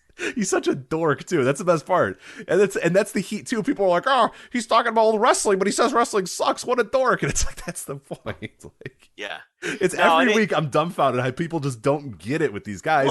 And what's going to happen is Chris Jericho's going to get Dan Lambert in the middle of the fucking ring, put him in the walls of Jericho. He's going to tap and the crowd's going to fucking explode for it. It's like wrestling 101. Well, in the arenas, Lambert gets molten hot heat. Yes, every time. They want him to die. They want him to die. Nobody is rooting for this guy. Nobody is rooting for any of American Top Team. Nobody is rooting for Scorpio or Ethan Page. They want these guys to get their asses kicked every single week. They're so good at their roles. They're so good. This is just one of those Twitter things that isn't a reflection of reality where, because in the arenas, these segments are very often the hottest thing on the show. So, yeah, I'm with you. Like, I'm not all fired up to watch this match, but because it has such mega heat, that's going to make it a spectacle to watch. And yeah, Jericho's going to put Dan Lambert in the fucking walls of Jericho and tap him out, and everyone's going to get their happy ending, and that's going to be that. And then from there, it's going to be a matter of whether they get Paige Van Zandt under contract. That's step number 2, because she's incredible. Yeah. Oh, yeah. And she has a chance to be a pro wrestling superstar. She really does. I don't know what she wants to do with fighting from here on out, or how much she actually likes pro wrestling. But if I were Tony Khan, I'd be blowing up her phone nonstop trying to get her to agree to come in full time. I mean, she just has. First of all, number 1, just look at her. That's number 1. Number 2, she's a natural at pro wrestling things. The way she carries herself, the way she speaks, she's just a natural. She gets it. She gets it for sure. She gets it. And she's obviously a great athlete. So there's a good chance that, once trained, that she could be very competent bell to bell. She's everything you could possibly want in a start from scratch trainee. So, of all the American Top Team people that have been involved in this, she is the number 1 prospect with a bullet, and the one that I would want to get my claws into and not let slip away. So, But yeah, this is going to have incredible heat. I think doing it with Inner Circle was perfect. It keeps Jericho busy for now, and Jericho's a perfect foil for these guys. Plus, Jericho's probably very helpful to them in putting together the promos and whatnot as well. So I'm sure he's very hands-on with it. Rather than do it with, say, like, name another unit, Team Taz or something. It wouldn't be the same. I think doing it with Jericho was perfect. So, it feels like a hot match. It's had an excellent build, and Lambert's just so great in his role. So, and Lambert's a guy that I would try to. Once he loses here, he has to go away for a while, I think. But he's someone who you'd want to keep around and use more down the line. Oh, for sure. No doubt. Yeah. I think he taps out to Jericho. He goes away for 6-7 months or whatever. He's totally one of those dudes that you can do. And that's that, honestly, that's probably the best role for him. And we've seen him pop up and that's kind of what he's done. He's popped up in a few different companies, over the course of the last couple of years. And he does these hot little, 2 to 3 month runs or whatever, leaves, goes away. And then the second he comes back, it's all the same heat all over again. And yeah, so you can absolutely do that again. But yeah, I am I interested in the bell-to-bell of this? No. Am I super interested in watching this match? Yes. It's one of those weird things where I don't anticipate it being a great match. I don't anticipate it, but I anticipate it being a really fun match. I'm anticipating a match where the crowd is hot as hell, and I definitely I'm excited to see it. And yeah, I think those guys. It was on Dynamite this week where I was just like, God, these guys are so good, and like, there's so many people. Like you always say, people say they want heels and they get heels, and they don't know how to. Like a lot of newer wrestling fans just don't understand what being a heel is, and all you need to do, watch Men of the Year, watch American Top Team, watch that Dynamite angle that they did. That is being a heel. That's heel 101 stuff right there. And people still, they don't really know what they want out of heels. A lot of fans they don't want heels to hit too close to home. They want realistic baby faces that they can relate to, and they want cartoon heels is what people want. There's a lot of people who don't want, realistic heels or heels that hit too close to home, or that in this era especially, there's a lot of fans who don't want that. But what the reactions in the arena are telling us, that's not the majority view. That the majority view is still that fans in the building are more than willing to just boo the shit out of people they don't like. And now there were a couple cities early on where Lambert was not over at all, and you kind of got the sense that fans but different cities are going to react different ways. But for the last, 6 to 8 weeks, it's just been molten hot heat every city they go to. Move on to Lucha Brothers FTR. So this will be kind of another match similar to the Britt Baker Tay Conti. I love the Lucha Brothers. I think this match will be solid-ish, but you say go away heat. I think the FTR are go away heat for me at this point. I hate these guys. And not in a good way. I don't boo them. I don't find them particularly interesting at all. I am so bored by the FTR thing. I don't know. The knockoff Midnight Express music, isn't it? My God. Now listen, isn't it just a little too on the nose now? Oh my God. Not even is it a little too on the nose. It's so much too on the nose. What was the nickname going around about them last week? I think it was in our Discord or maybe in our Slack, and somebody said it and I forgot to write it down, but it made me laugh so much, and now I forget. Oh, it was like, oh fuck, who said it? It was like Leva Bates, but if Leva Bates was like way into like Mid-Atlantic wrestling instead of books. I think Suit Williams was that Suit. Okay, I want to give Suit credit. I think it was a tweet. Yeah, all right. Yeah, let me see if I can find the tweet, because it's perfect, because it's fucking perfect, and Suit deserves his credit for that. Yeah, but yeah, it's just too on the nose now. Can you just be yourself and stop going out of your way? Mid-Atlantic wrestling. Southern style wrestling. We get it. We got it. And they're not even we really heard that. you. We heard you. Yeah. And they don't wrestle like that either. They just come out and say, we're Southern style wrestling. And okay, you're not really, but okay, that's fine. So, they stink. I hate Did you find this tweet? Or I'm looking. Suit's got. I was trying to buy you some time. Suit's got a bunch of tweets here. Because someone else from this, Kevin Hare made a good point too. He said, the dirty secret about FTR is they tell you that they're a Southern style tag team, but they're really just a high spot tag team. Right. And I thought that was the Heat for a while, but like we're going on like a couple years now of them being like, yeah, we're Southern style Midnight Express, and I don't know, is it a long play where they're just like wink, wink, nudge, nudge, or not? No, I think they think that, next week they're going to wrestle the Fantastics. I think they believe it. So here's the tweet at Suit Williams for the credit here. FTR is essentially Leva Bates if she liked Crockett instead of comic books. Yeah. It's too on the nose now. Yeah. It's just, but the Lucha Brothers thing, this is for the AEW tag team titles. I don't know if you saw, but I think while we were on the air, they also announced this match for AAA. So the Triple Mania Regia show or whatever. Right. So you can get any result here because they're going to wrestle again in Mexico after this. So as far as a result goes, to me, the clean way would probably be that FTR wins this match, and then the Lucha Brothers win the match in AAA, right? Well, yes, but right? AAA we're dealing with here, and it could be my bold prediction, Joe, is that is going to be the center of the place. You're projecting logic and something that would make sense. It is AAA. You're right. I should. So, oh, by the way, Kenny Omega Vikingo is official. For Hell yes. That's awesome. So I can't remember the rest of the card, but it was being announced. Cain Velasquez is facing like LA Park or some shit. I think I forget what it was. I think he's in some kind of tag match. Well, no, yeah, not straight up, not straight up, obviously. Yeah, but it's Psycho Clown Pagano, Cain Velasquez versus LA Park, Reyes Scorpion, and Taurus.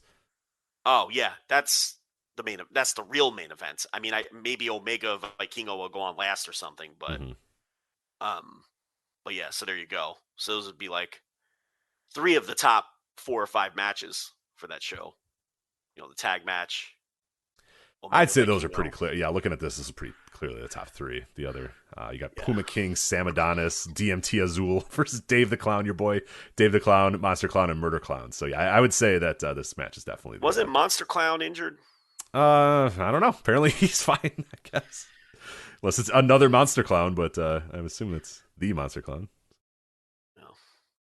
Anyway, I'm sure we'll talk about that show. December 4th. We got plenty of time. December 4th for that show. So. Yeah. All right. So we'll move on to Darby Allin and MJF here.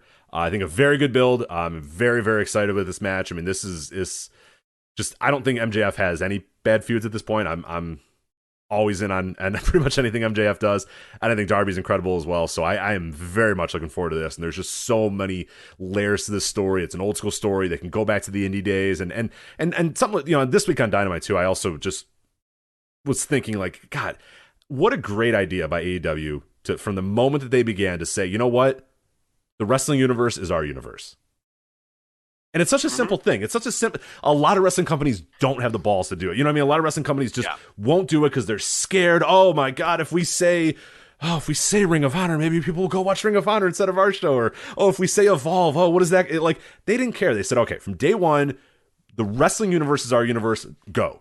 And it lets you tell so many more stories with these guys. It lets you tell infinite amounts of stories with these guys. And yeah, imagine Darby Allin and MJF if they just would only existed in their universe. And yeah, you could do that and it'd be fine, but it's even better because you can go to other stuff. You can say that these guys have met each other before. You can go and tell bigger stories and larger stories. But what a great idea. I mean, it would have been so easy for them to say, no, we're starting from scratch. We're at day 0. Only talk about AEW, don't talk about the competition, but no, they said no. The wrestling, our fans are smart enough to know that these guys are wrestlers in the real world. Just go with it. It's fine. And it makes it so much of a better show and makes you so much more of an intelligent wrestling fan to just say, yeah, Bryan Danielson and Rocky Romero, they used to train at New Japan Dojo in LA in 2002. There you go. You know what I mean? Like, it's a perfect, but if in another universe, in another company, they would have to be, Rocky Romero, Bryan Danielson, they've never met, these two, never face each other. It's so easy just to do that. And to me, it's just so much of a better way to book wrestling is to just make the universe of wrestling your universe. But anyway. Well, I mean, Bobby Fish doing Adam Cole's bidding this week on Dynamite. So yeah, it's I talk about that behind the paywall all the time, and like you're saying, the wrestling universe is their universe. The way I always put it is, wrestling canon is AEW's canon. Mm-hmm. If it happens somewhere, it counts, and it's going to matter. And it's everybody knows Adam Cole and Bobby Fish were aligned for years. I mean, why pretend that they weren't? I mean, it's more insulting when you don't. So yeah, I agree. I thought the angle 2 weeks ago on Dynamite was just incredible with this one. And I think it can go either way. I think MJF will win. I think they like to keep his losses at a minimum. And he could be the next, if Hangman Page does win the title, and then, he has a placeholder defense against Miro, MJF could be his first real feud. His first big money feud could be with MJF, because MJF did say that he wants to take care of Darby Allin, and then whoever wins the world title, he says that, he'll be waiting for him. He did say that. So, and you really have to pay attention to promos in this company, and it very rarely are things just throwaway. So, we could see Hangman win, get past Miro, and then move into a program with MJF. But yeah, really, really fascinating to see this match, and yeah, I think the build's been great. I think the angle's been great, and it should be pretty damn awesome. So, what do you think of them referring to their 4 young guys as the Pillars? Maybe find your own thing. I don't know if I love it. And it's strange. I don't know. In one breath, I like it that you say that, like, because I always say, I mention on the show all the time, like, I love the idea of, like, you sit down in a booking meeting and you have this, a whiteboard, and, like, those 4 guys are on there and they're circled, and, like, these are our guys. Like, we're going to build a company around these guys, and in a couple of years, we want these guys to be our top stars or whatever. It seems a little, I like the concept of it. I just don't know if I like saying it all the time. I'm not annoyed like a lot of Pearl fans are. There's a lot of All Japan fans who are. Are they? Yeah, I haven't seen a lot of that, but that makes sense. It's a direct reference to, like, the 4 pillars. Yeah. Yeah, absolutely. And it's like, well, of course, yeah, but those guys are also, like, on another. I mean, 3 of the 4, certainly 2 out of the 4 are, like, in the pantheon of, like, the greatest wrestlers ever. You're such a Taue disrespecter. Hey, look, I threw Kawada in that list too, just to make people, just get people off the scent that I don't want to say, 3 out of the 4 are all-time legends. You mean 3. You're a Taue disrespecter. But certainly 2 out of the 4. You love Kawada. I do love Kawada too. Yeah, but you're afraid. You said 3 at first, and then you caught yourself. Yeah, I didn't want the Taue people get mad, so there, I'll bury Kawada, who I love, just to appease, just to throw some flesh to the Taue supporters. But I'm not insulted by it, but I also don't know if I love it. I feel like at this point, if you're going to reference that, those guys have to earn it. You know what I mean? Like that, where at a certain point you will know that those guys are in that pantheon, but saying, "Hey, these guys are going to be there," it just puts it puts uneasy pressure on those guys too. It puts uneasy pressure. I don't know. I'm not super in love with it. Hey, listen, all you have to do is be Kenta Kobashi. No project. It's all you have to do. Right. And, like, how many guys in Japan got chewed up and spit out over, like, 15 years with every single company saying, okay, well, these guys are our Kenta Kobashi and Masawas, and how many dudes? And we talk about it all the time on the show, like, the many generations of guys who ended up being, like, very good wrestlers and all-time great wrestlers, but weren't Kenta Kobashi and Masawa, so it was like, we really thought you were going to be our 4 pillars, and it's like, oh, I'm sorry, dude, like, I'm just Hiroki Goto, I'm sorry, like, I did as much as I could, but I apologize for not being as good as Kenta Kobashi. At the same time, there's a lot of AEW fans who have no idea who the 4 pillars are or what that's even a reference to, so it doesn't really matter, and as someone who, was a fan of All Japan at that time, and obviously holds a lot of reverence to those guys, I'm not insulted by come on. It's a nod. It's a tribute. Right. It also, guess what? It doesn't invalidate that those 4 guys were really good. And if you liked Kenta Kobashi, if you liked all the 4 pillars and you love that generation of All Japan, guess what? You still can love it. Yeah, and I mean, it's just you can still watch it, and the matches are still good. I feel like it's going a little far to claim that it's insulting or something like that. But at the same time, I would have preferred if they found their own kind of moniker. I agree. For those 4 guys, if you want to market those 4 as something, I think that's a cool idea. I don't have a problem with that aspect of it. Would you like it better if they said these are our 3 pillars and they didn't make it actually 4? That doesn't make sense. I guess. No, then you could do the Musketeers. The Three Musketeers. And you could piss off. That's not going to work out well either. Well, it'll piss off a whole different subset of. You just anger fans, the other half of 45-year-old Japanese wrestling fans. Yeah. So you're beat no matter which way you go. So. But speaking of a match with a tremendous build that I cannot wait to watch, CM Punk and Eddie Kingston. I mean, Jesus Christ!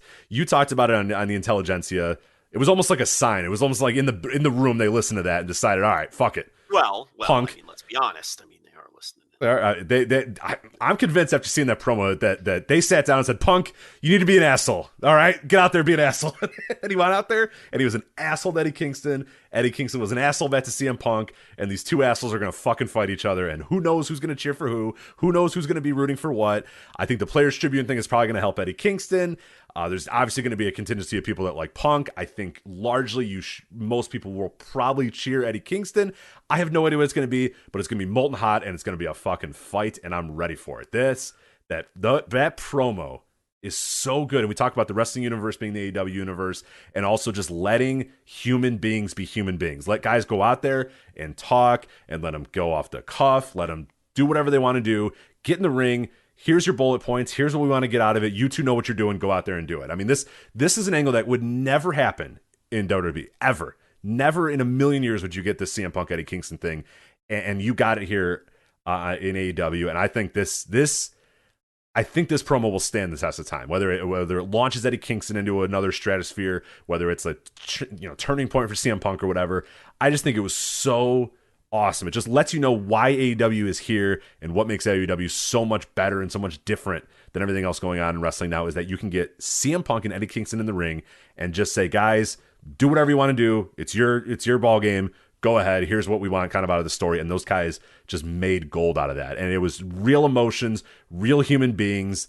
You in one breath you side with Eddie Kingston, but another breath you go, Punk's not wrong though, right? Like Punk's also got some truth to this, and the truth makes Eddie Kingston even more mad. And it's human emotions. It's humans being humans, and it's like, oh God, it's so good. This is wrestling, man. This is what makes wrestling so good. I think you really liked it, Rich. I liked it. I did indeed like it. Yeah. Well, here's the thing. Like when this started, Punk wasn't wrong. Kingston was out of line. He had just lost a match. Punk's just trying to take advantage of his interview time, and Kingston's acting like a crazy person. Yeah.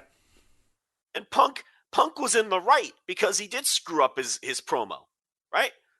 But then Punk, ever since that moment, has made his point in such an obnoxious way that it's impossible to side with him. And I'm glad you brought up my lead topic from the Intelligentsia last week, and there was no Intelligentsia this week because I couldn't talk. I was planning on doing another one. I even had the topics all set up. It's a shame. But yeah, it's that whole idea that Punk isn't. I've seen a lot of people compare this to Punk Cena and their big promo showdown that they had, but with the roles reversed. Now Punk is Cena. He's in the Cena spot, right? And that relates a lot to what I had to say on the Intelligentsia. Punk is in a different place in life and everything else.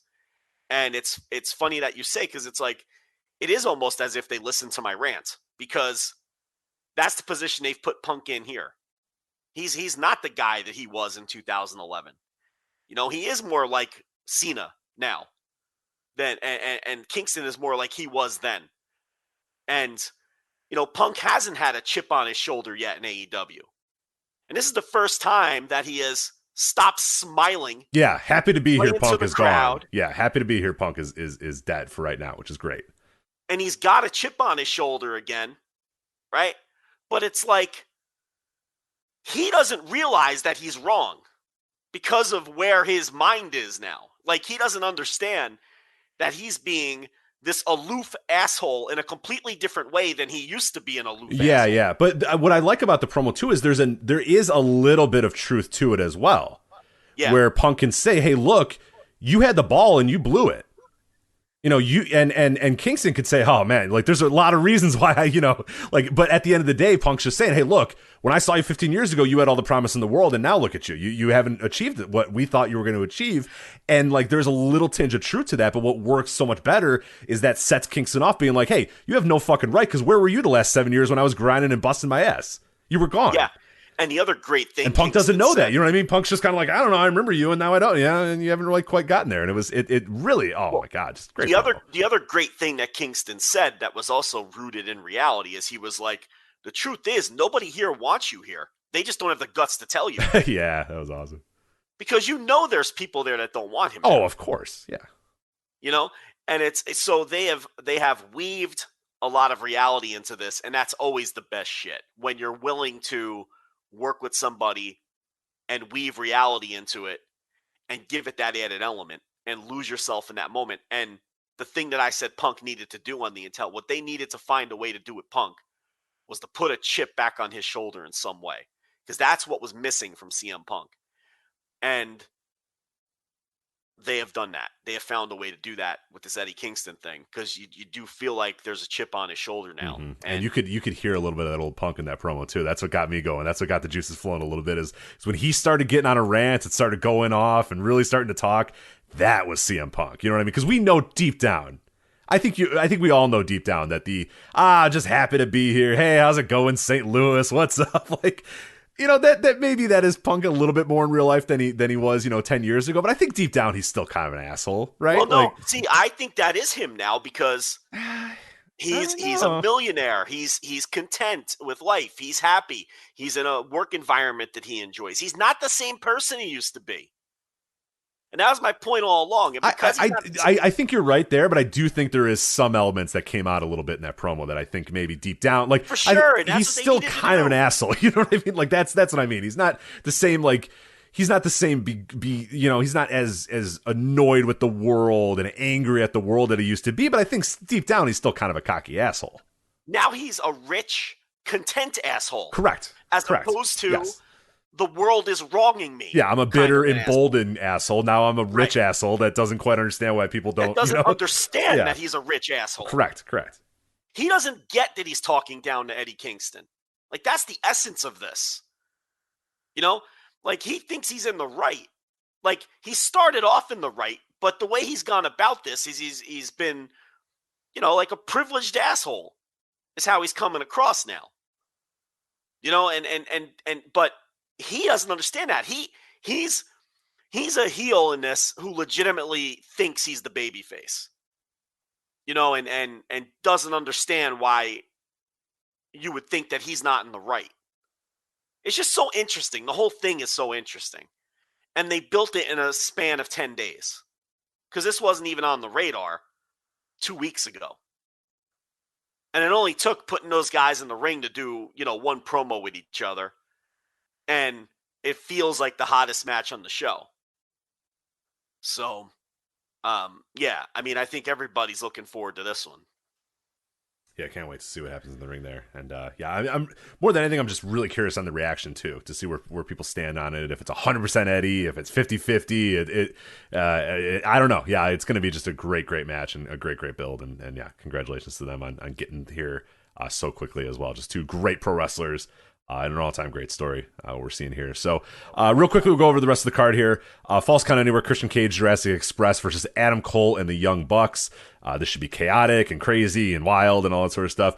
I can't say that I'm like super interested in it, but yeah, it'll be fine. I'm sure. Well, Adam Cole, Jungle Boy is what matters here and long term, and they're eventually going to have a singles match. And I've seen a lot of good theories as to how that will go and where it will go, but that's what you focus on here is Adam Cole and Jungle Boy. And Jungle Boy will wrestle Bobby Fish on Friday as the final kind of go home for this match, and then that'll be they'll have a singles match at some point moving forward.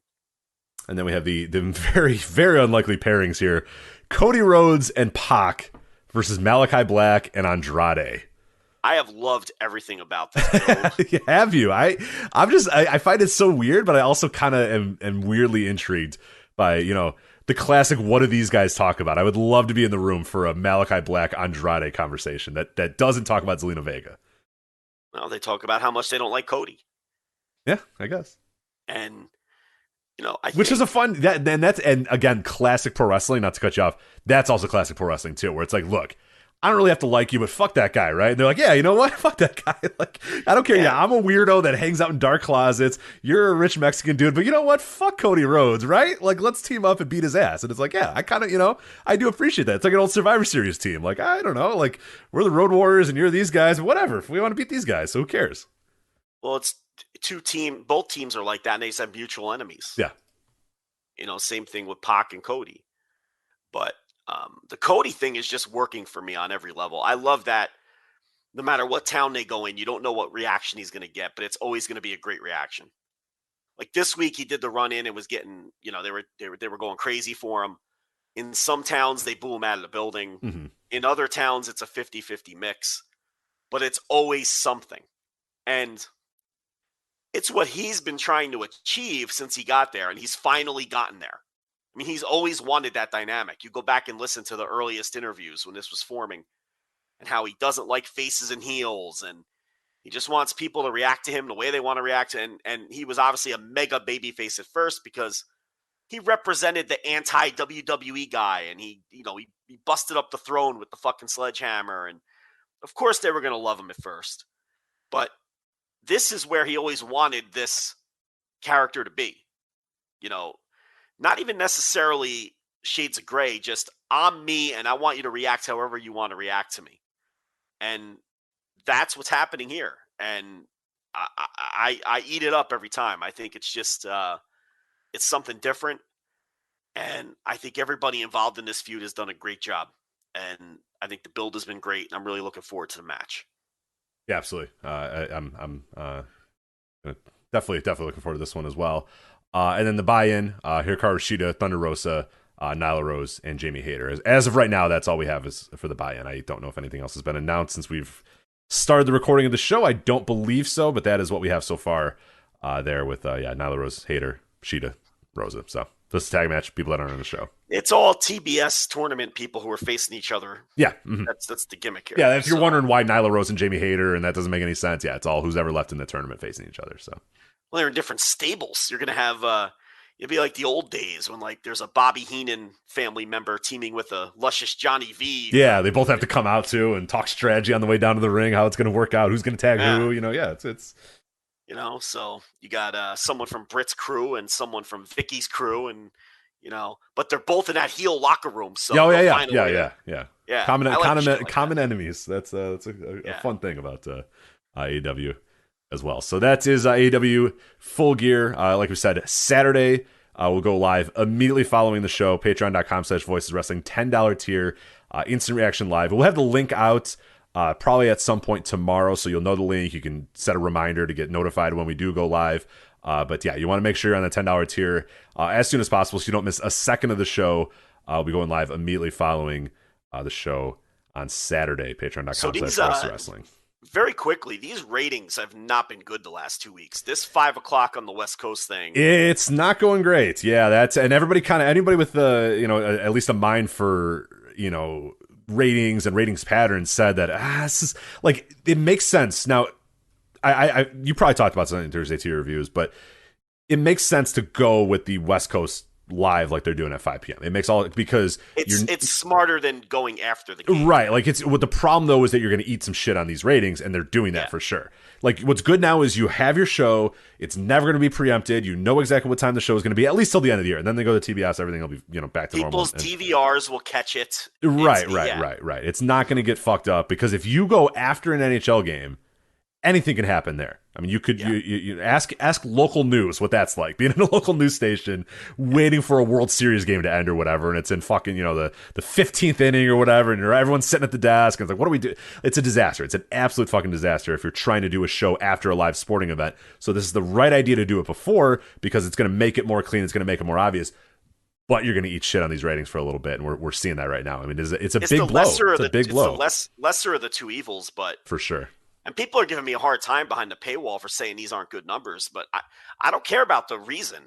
all I care about is they're putting up like 0.33s leading up to this pay-per-view, and it's not good, and yeah, maybe that is the reason. And I think we'll know for sure next week, because coming off of the pay-per-view and potentially coming off of crowning a new world champion, if they put up like another 0.35, then yeah, then we know for sure it's this 5 p.m. on the West Coast thing. And then you just have to wait it out until January when you switch the time. But if they come out next week and put up like a 0.42, I don't want to hear about this West Coast thing anymore. It just means that people didn't want to watch the last 2 weeks. So I don't think there's any reason not to just be patient and wait it out and see what the number looks like after the pay-per-view when you figure you're going to do your best number, especially if the pay-per-view is newsworthy. So, while I think it's probably the 5 o'clock start time on the West Coast, and that makes the most sense. If you have a show that's great that people aren't going to miss, they'll watch it at 5 p.m. You know what I mean? Like it's fine. And same day DVR counts, right? So that's the other thing, and so I want to see what it does next week. But either way, in a couple of weeks they'll be moving to TBS, and then this won't be a factor anymore. And the other thing about that is they'll be moved around and preempted a lot less on TBS too. It'll still happen from time to time, but I think it'll happen. I think NCAA tournament will still bump them, right? Wednesday nights. I'm trying to think. Yeah, you would know better than me on Wednesday nights what's going on there, but that would be the first 4. They play on Tuesday and Wednesday, but I can't remember if that's on TNT or TBS. But that's neither here nor there. The point is they're going to be moved a lot less on TBS than they will be on TNT. And if I'm not mistaken, isn't TBS in a few more homes than TNT by like a I couple think, yeah, if you look at it, which is very strange because I've never, ever, ever known anybody who has TBS but not TNT. But yeah, there's some, forget what it is, but it's like a couple million more people have TBS. And I would love to see the cable network or the cable provider that has TBS but not TNT. It's very strange, but... Well, TBS, I would think TBS would be in more homes. It's the older network. It's been around forever. God, they just seem so synonymous. Like any package that you would sell would have both of them. Did I ever tell you I used to stay at a hotel that would get ESPN2 but not ESPN? Oh, God, that's infuriating. Yeah, my company would put me, because, they would book the hotels. I didn't have a say. And they would always put me in this hotel in Corpus Christi, Texas. And it was a major hotel chain. Like, it wasn't like some janky ass fucking. Was 6? Was 6 in the title of the hotel? Hotel, sir, not motel. Oh, sorry. I'm telling you, it's like a major chain. They got, and I would not have ESPN, but I would have ESPN too. It was just the weirdest thing. It's infuriating. Yes, yeah. So, I'm almost positive TBS is in slightly more homes than TNT. And they'll be moved a little less. Yeah, for sure. Now, it's you're moving networks. It's still a pain in the balls. But I think long term, it'll probably be a positive move to be on TBS as opposed to TNT, especially with the hockey in play now. It's just a mess. And listen, the hockey's not exactly killing it. No, that's I don't know if you've been checking out those ratings. We're not obviously a sports TV rating podcast, but that I don't know. they got it for the playoffs. That's a lot of money to pay for regular season hockey, but that's nobody should be surprised that regular season hockey isn't blowing the doors off. So they're paying for the playoffs and they're paying for the prestige of having another major league. Sure. So that's the deal there. And presumably they're able to get decent ad rates because it's the National Hockey League as opposed to whatever else they'd be airing in that spot. So, but yeah, it's not. Dynamite does much better numbers than these NHL games, but and they're the ones suffering for it. But when you're paying that much for something, that's just how the world works. All right, so let's jump to New Japan. How is the voice doing, Joe? Are you good? I am, as you can probably tell, struggling. Okay, and it's getting worse. Let's go though. Let's go. Yeah, all right. You're good. Come on. All right. Get that Coke C going. Maybe try water. Maybe try some tea. I got water. You're not a tea guy though. You're not a hot tea guy. I would have suggested a hot tea with some honey, but I know that's not your vibe. So. I got the water here. I got the fucking. Okay. All right. There we go. Get a lozenge. Do you have a lozenge nearby? What's this? Voss? What is this water? Fancy water. You It's a name brand house, Rich. It's a name brand house over here. At least when I do. Does your shopping, fridge have water or no? Do you just buy bottled water all the time? I got a fridge with the water gimmick. And you're buying Voss water here? Come on, what am I, a poor? Of course I have a fridge with a water gimmick. I'm just wondering why you're drinking this like expensive bottled water then. This Fiji water that you're drinking over here. So this is a name brand house when I do the shopping. Now when TLB does the shopping, it's all store brand. She's my kind of girl. My kind of girl. Let's go. She's like, what's the difference? I'm like, she's right. Yes. Some items I agree. Like paper towels, buy the cheapest paper towels available. I'm weird. Like I'll buy the store brand of certain kind of things, but like I'm not buying store brand ketchup. I'm getting the Heinz. Why does it matter? Because it matters to me. No, it doesn't. It matters to you. Does. Okay, yeah, it matters to you. That's fine. Listen, certain things. Canned vegetables. Go ahead and get the store brand. That doesn't matter. I don't care if your canned fucking corn is the store brand. I don't need the what's a brand? Green Giants, the Jolly Green Giants. I don't need the $1.69 Green Giant. I'll buy the 89-cent fucking Kroger brand, okay, for something like that. But like mustard, I'm getting the French's. I'm not getting the fucking store brand mustard. I don't want people coming over to my house and thinking I'm a store brand ketchup guy. I can't have that. I can't have it, Rich. Fair, that's fair. Because you have to understand, I grew up very. Who comes to your house ever? Is anybody ever at your house? That doesn't matter. Listen, okay. I grew up very. You're worried about the perception of people coming. How many times have you invited people over at your house? How many times have you said, TLB, X is coming over? I invited X to dinner. Listen, I grew up poor. It's neither here nor there. Yes. Okay, we didn't have a lot of money when I was growing up. We were lower middle class at best. Okay, and I'd go over my friends' houses, and they lived in houses, which was, I grew up in an apartment, sharing a bedroom with two brothers. They'd open up their fridge. They had name brand ketchup. That left an impression on me. That's fair. That's fair. I thought to myself, you know what? I'm going to be a name. I want to be a name brand ketchup. One day I'm going to work hard. I'm going to have a house. And I'm going to have name brand ketchup in this refrigerator. So I'm going to have a house that has stairs. That was important to me. Now I wish I didn't have the stairs. I have 0 stairs in my house, and I never want stairs ever. Stairs suck. I don't mind. Stairs are the worst. I don't mind being gassed when I come to bed because it was important to me mentally to have a house with stairs and to open up my fridge and have the Heinz ketchup and not the fucking generic brand ketchup because it was embarrassing to me. My friends would come over. Yeah, I'm sure they were judging my refrigerator. My parents did what they had to do. They bought the store brand ketchup, But these people grew up to what I thought were mansions, and they had fucking Heinz ketchup. So now I buy the Heinz ketchup. I got like 10 bottles of Heinz ketchup just in case. Yeah, in case. I do. Because I can't have TLB going off and buying the cheap ketchup because she sneaks it in there sometimes. She's like, what's the difference? It's just for the kids. I'm like, it doesn't matter. Because one day these kids are going to have friends come over, and I don't want them to think that they're store brand ketchup kids. They need to be Heinz ketchup kids. Well, I feel bad for my future kids because they're going to be store brand ketchup kids for sure. They need to have a refrigerator that has the water and the ice gimmick. Because that was like the height of fucking, this is all psychological for me. That was like the height of wealth to me. Oh, yeah. Well, this is my first time having one of those. So I will let you know that I'm a year into the having, or 2 years now into having the water and ice, and it is a game changer. Absolutely. Yeah, it makes you feel a little peppy. You're like, I got a refrigerator with the water and the ice. Well, because my mom will come over and she'll like fill water in the sink, and I'm like, nah. No. Mom, because you helped me go to college and all this sort of stuff, right there.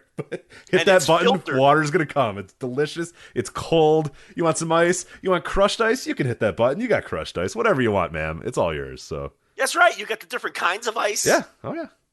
Yeah. So these things were important to me. So that's why, Rich. That's why. That's the mind of Lanza. So that maybe explains to you why those things matter to me. Yeah, that's good. I'm with TLB. For the record, I'm still with TLB on that, but that's fine. Potato chips and snacks, they got to be name brand too. I got to get the name brand. I mean, we've talked about this. You're a store brand chip guy. Yeah. I can't do it. I can't do it. I ate too many store brand chips when I was a kid. Except Doritos. I will not stand with store brand Cheetos or Doritos. My parents couldn't afford Ruffles. I want to eat some Ruffles. Now that I'm an adult and I can afford the Ruffles, all right, I want these kids to have some Ruffles. You know? Because I grew up without the Ruffles. I'd eat those flimsy store chips. So, you know, it's all how you're brought up. Absolutely. I was brought up on store brand, and I still do it because I'm a cheap ass. So there we go. So. Oh, yeah, I gotta get more water here. I'm dying. Yeah, go ahead. Go ahead. Listen, I got something for you. Yeah. I gotta read you this text message I got this week. It says, "Do you ever take listener questions on the podcast?" I'm reading all this verbatim, by the way. Sometimes, yeah. Sometimes we usually when we're light on topics. But go ahead, yeah. If is this a person I should care about? Is this a person that deserves to have their question answered? It's a listener. Listen. So I said sometimes. Is it that jerk that buried my vacation? Because if so, tell him to hit the bricks. No, it's someone else. Okay, good. It says, I said sometimes on a slow week, and sometimes we take calls too. And he said, "Okay, great." And I'm going to read this verbatim. So I have to call them? Okay, no, you're going to have the question here. Okay. He said, "Can you say, 'Hey, Rich, I have a special question from a listener. Hi, love the show. Rich, you made disparaging comments about the versatile Obi Toppin earlier this year on the now silent Voices of Wrestling Twitter. Do you regret the comments?'" Do I regret the Obi Toppin? Are you using this as your way to now go get water? No, I promised this person I would ask on the air. My response was, I will ask that, and their response was, thank you. So there you go. Okay. Rich, special question for you. Special question of why I besmirched Obi Toppin. Yes. The same Obi Toppin that's averaging 7 points a game this year? The same Obi Toppin with 14 minutes per game? I don't know if any of that's true. The same Obi Toppin who has made, how many threes this year so far? 2 out of 17 attempts. Are these all facts? These are all facts. Yeah, I'm reading his basketball reference page right now. I wasn't aware of any of this. I just asked the question. Yeah, 14 minutes. Yeah, he's up from 11 minutes his rookie year to now a exploding 14 minutes per game. 7.7 points per game. He's got more fouls per game than assists. Well, he describes him as the versatile Obi Toppin. Yeah. Is he related to Obi Toppin? No. Okay. I see no other reason why he's so loyal to Obi Toppin. I like how he said on the now silent Voices of Wrestling. Right, like as if that is one of the reasons, because I'm hiding from my Obi Toppin slander. I think he's implying that you're hiding from the Obi Toppin team. Right. A guy who's almost entirely out of the rotation of the New York Knicks. Did Obi Toppin have a big game or something that prompted this? Because I don't know. Let me check and see if Obi Toppin has had a big game anytime soon. When did you get this message? This week? Yesterday at 9:26 p.m. Okay, he got 14. Oh my god, an explosion of 14 points against Milwaukee. The Knicks lost by 12. He played 20 minutes. I wonder if he played most of the fourth quarter. Would be interesting. Let me see. Well, I know the Knicks came back from down 20 last night, but they ended up losing anyway. Right? He played the entire fourth quarter. Scored 12 points in the fourth quarter. So good for him. Oh, well, there you go. I bet you this listener was probably all excited hyped up about because the Knicks came back from down 20 and took the lead. Toppin was having a big quarter. Yeah. And then they ended up losing anyway after he sent the question. So so he started out the year. I believe there was some sort of allusion to Obi Toppin at the beginning of the year as well, because he had 14 points. Another scoring explosion here with 14 points in the opener. 4-point win against Boston. He scored 14 points. The next night against Orlando, New York blew the doors off the Orlando Magic, won by 25. The upstart Orlando Magic, who stink, as always. He had 13 points. And then, Joe, he had 2, 9, 5, 1, 6, 7, 6, 11, 4 were his next points. Rebounds, not really great rebounds either. So he's very versatile. He has 2 rebounds, 4, 1, 2, 3, 2, 2, 2, 3. Well, are you ready to take back your slander or no? Assists, since he's versatile, correct? Yes. The versatile Obi Toppin. All right. 0, 2, 1, 2, 1, 1, 0, 0, 0, 1, 3, 2. Yeah, but I think it's only fair to look at the per 48-minute stats. Right, and see how it extrapolates. The per 100 possessions or... Right. But the bottom line here is... His effective field goal. Look at the on-off stats. And his on-off, I'm looking at this now, his on-off stats are pretty damn good. So, well... The Knicks are 21.6 points per 100 possessions better when he's on the court, so maybe they should play him a little bit more. Are you ready to take back your Obi Toppin slander? That's what the man wants to know. And I think he's probably listening this week. And he may be listening right now for all I know. He might. My answer, no. He still stinks. So there you go. Okay. All right. Well, listener, I said I would ask. Yeah. So there you go. Once he stops losing minutes to fucking Nerlens Noel and Alec Burks and Emmanuel Quigley, then we'll talk. Okay, listener, you heard it. Right? Isn't that fair? Listen, I am neutral here. I don't know anything about... When Emmanuel Quigley has more minutes per game than you, no, I'm not going to reduce my slander. So. All right, fair enough. This has been an ongoing feud you have with this listener with Obi Toppin. This has come up before you. Yeah. This is... He's so invested in Obi Toppin. He's a Knicks fan. Yeah, Maryland? Is he like... Where did he went to Maryland, right? Dayton, okay. Oh, that's right.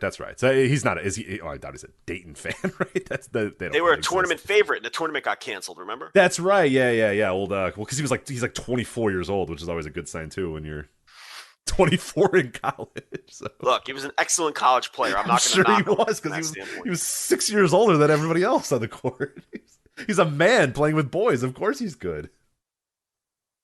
I can't speak to his pro career. I haven't seen a single minute. He's fine. He's a 24-year-old bottom of the rotation guy on the Knicks. I mean, would you rather have Obi Toppin or Otto Porter?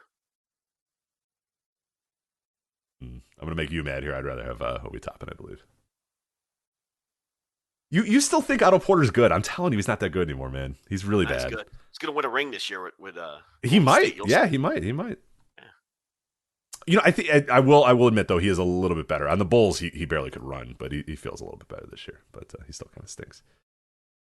He's the oldest 28-year-old you've ever seen in your life as well. He's 28. He's 4 years older than Obi Toppin, by the way. He's been playing since what? Like he's like a 10-year veteran. How's that possible? And he's 4 because he didn't play in college for 5 years like Obi Toppin did, which is not a good thing. That doesn't bode well when you're 25 and playing in college. So.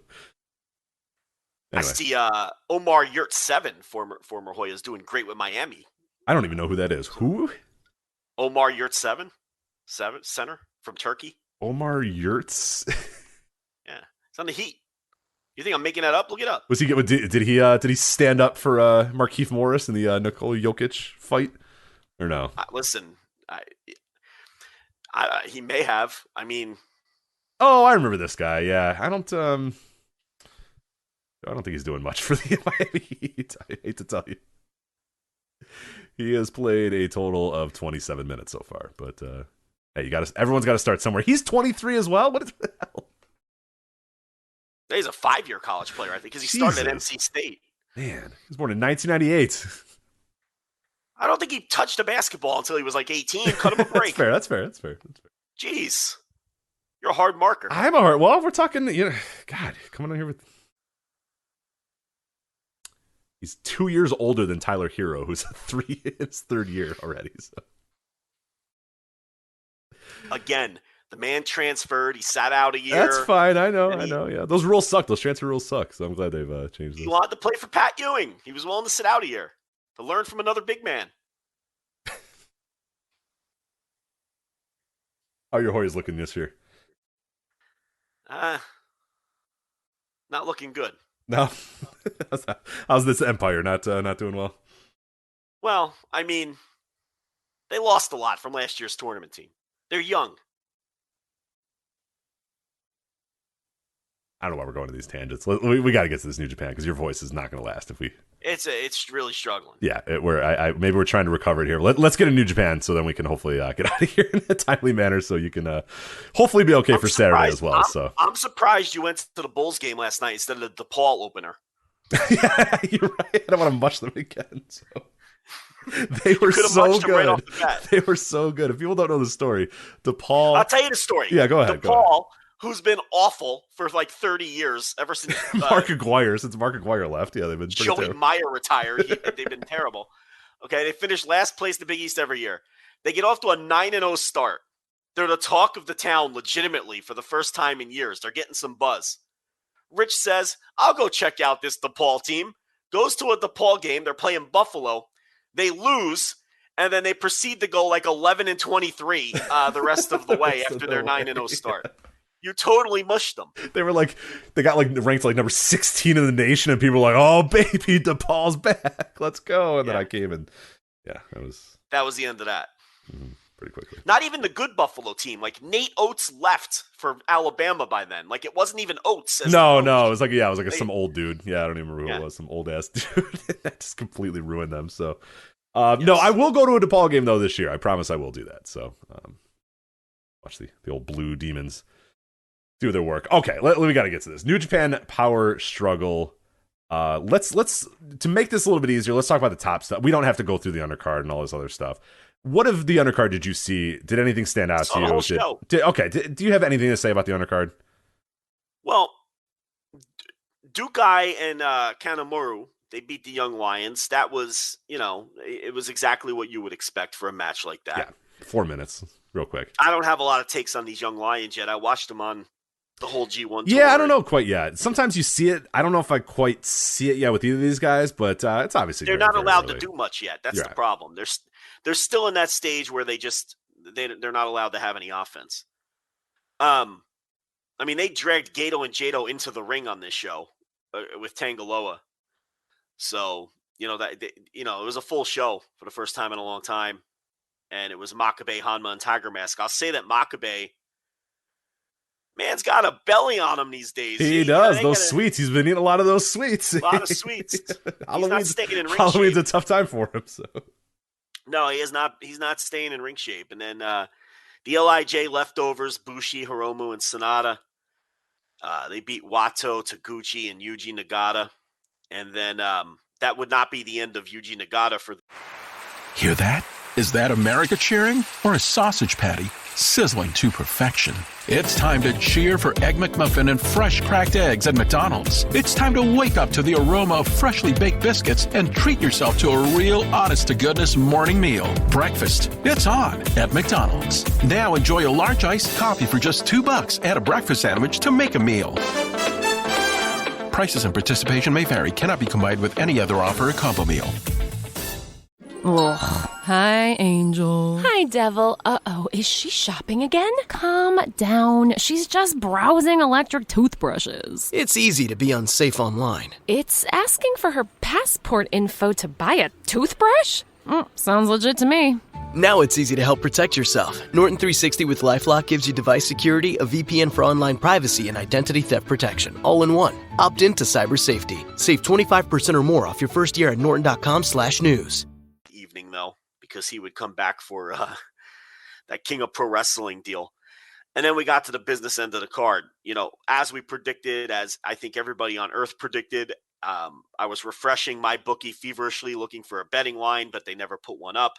House of Torture, the new Never Open Man 6-man champions, ending what really was a great reign for Goto, Ishii, and Yoshihashi. Yeah, I'm kind of sad to see them lose. I mean, it's fine because we knew it was going to happen, but it's just kind of, it's like, these guys were good. You know what I mean? It was a fun, it legitimized these titles a little bit and made it like a team that really enjoyed having the titles, that really did well with them, really cared, really had good matches and stuff. So it is a little disappointing, but it's the good thing about having full shows again is we don't get 40-minute never open weight 6-man tag team title matches. We get 13-minute never open weight 6. I don't think they ever went 40, but they definitely went 25 at times. What did you think of this amateur wrestling deal between Yano and Okan? I didn't mind it. I mean, it's so much better than the mindless, dumb, weird comedy stuff that they tend to do with these guys. I kind of like that it was a little bit more of I don't know. It was strange. I wanted to hate it, but then I ultimately actually kind of think I liked it when it was done. Where did you land on it? I thought Yuji Nagata explaining the points was the most interminably long that could have been slimmed down a little bit. God, yes. I mean, yeah, they probably could have tightened that up a bit. So, I think it was interesting, and I was into it for the first minute, And then I was really bored, and I just didn't care anymore. I thought it was different, and it was an interesting idea, but I don't really want to see it ever again. But it was different, and I'd rather like you're saying, I'd rather watch that than some Yano. Yano taking the corner match. pad off, and Yano taping some guy's hands to the ring post. I've seen that 10,000 times already. So it was fun to at least be something a little bit different. But and they were wearing their wrestling singlets, and they had the corner man. Yeah. I like that. Yeah, Aaron Hanare coming out. It's good stuff. Yeah. And what I really liked was, so Yano won it by a point. He won 6-5, and they had the running scoreboard in the corner on the screen. And did you ever hear a person more relieved than Kevin Kelly when he was like, "Oh, great, we're going to have a scoreboard"? He's thinking, "Oh my God, I don't know how to score wrestling. Are you kidding me?" He would have been lost and had no clue how to call this match. Hell no. And I'm sure he'd admit it to privately. But they put the little scoreboard. Yeah, he was like, "Oh, a scoreboard. Okay, all right." Yeah, you could tell his tone completely changed. Voice. Yeah. Because it was like a score bug when you're watching a game. Like it was on the bottom of the screen. It was very handy. So Yano wins by a point, but I loved how Okan attacked him afterwards and put the boots to him. Yeah. That I enjoyed. Mm-hmm. That's just classic pro wrestling, Like the heel's like, "All right, I lost, but fuck this guy. I'm gonna kick his ass anyway." So yeah, I don't know. It was interesting, and it was something different at least. So Despy beats Robbie Eagles for the junior title. So Despy will go into the Super Juniors as the junior champion. I thought that Robbie Eagles, as always, was really, really good here. He was selling the leg, and that became the story of the match. And then eventually he got put in a stretch muffler, and that all led to the finish and everything. Robbie Eagles is a guy who could definitely get by doing spot fests, but he doesn't do that. No. All of his matches, he can. Yeah, he just doesn't. He's good enough to do that. Like he could get by just being a spot fest guy, but his matches always tell a great story and have a lot of psychology built into them, and that was no exception here. And obviously, Despy is that kind of wrestler too. So I thought this was really good. I thought it was borderline Notebook. Yeah, I liked it a lot. I was a little surprised by the finish. I did not think Desperado was going to win. I thought they would go with Eagles a little bit longer. But I don't hate the finish. I don't hate Desperado obviously winning the title. And I thought this was good. Yeah, I thought this was a really, really good match. And it's one that, and we'll talk about it on the rest of the show. There was some matches on the show that just really died by not having a crowd, not having a crowd that could cheer, all that sort of stuff. And that's been obviously a problem for New Japan for 2 years now. But this is one that this match could happen in front of 10,000 people, 10 fans or whatever. It was just a really good in-ring match, and it really didn't matter how the crowd reacted. It didn't really matter how different things were related to it. But no, I thought it was really, really good stuff, and these guys are great dance partners and two of the better guys in New Japan this year in terms of outputs that they've had. And yeah, Robbie Eagles, I think I could safely say probably one of the more underrated wrestlers in the world right now. He's so good, and I don't know that many people really put him in that pantheon or think of him immediately. When you say, "Hey, who are some of the best wrestlers in the world?" or honestly, who are the best juniors in the world? I don't think he would come up immediately, and that's it sucks because he absolutely is, and he gets overlooked, and you're right. I don't think he should. I mean, he's very good. All right, so Kenta beats Hiroshi Tanahashi for the U.S. title. So I guess Chase Owens is never getting that title shot. No, sorry, bud. So it's just going to be one of those G1 things that people complain. Well, they won't complain in this case because nobody likes Chase Owens. But I thought this was physical. I thought they worked really hard. Dude, Tanahashi, I'm like, he's getting to that top rope.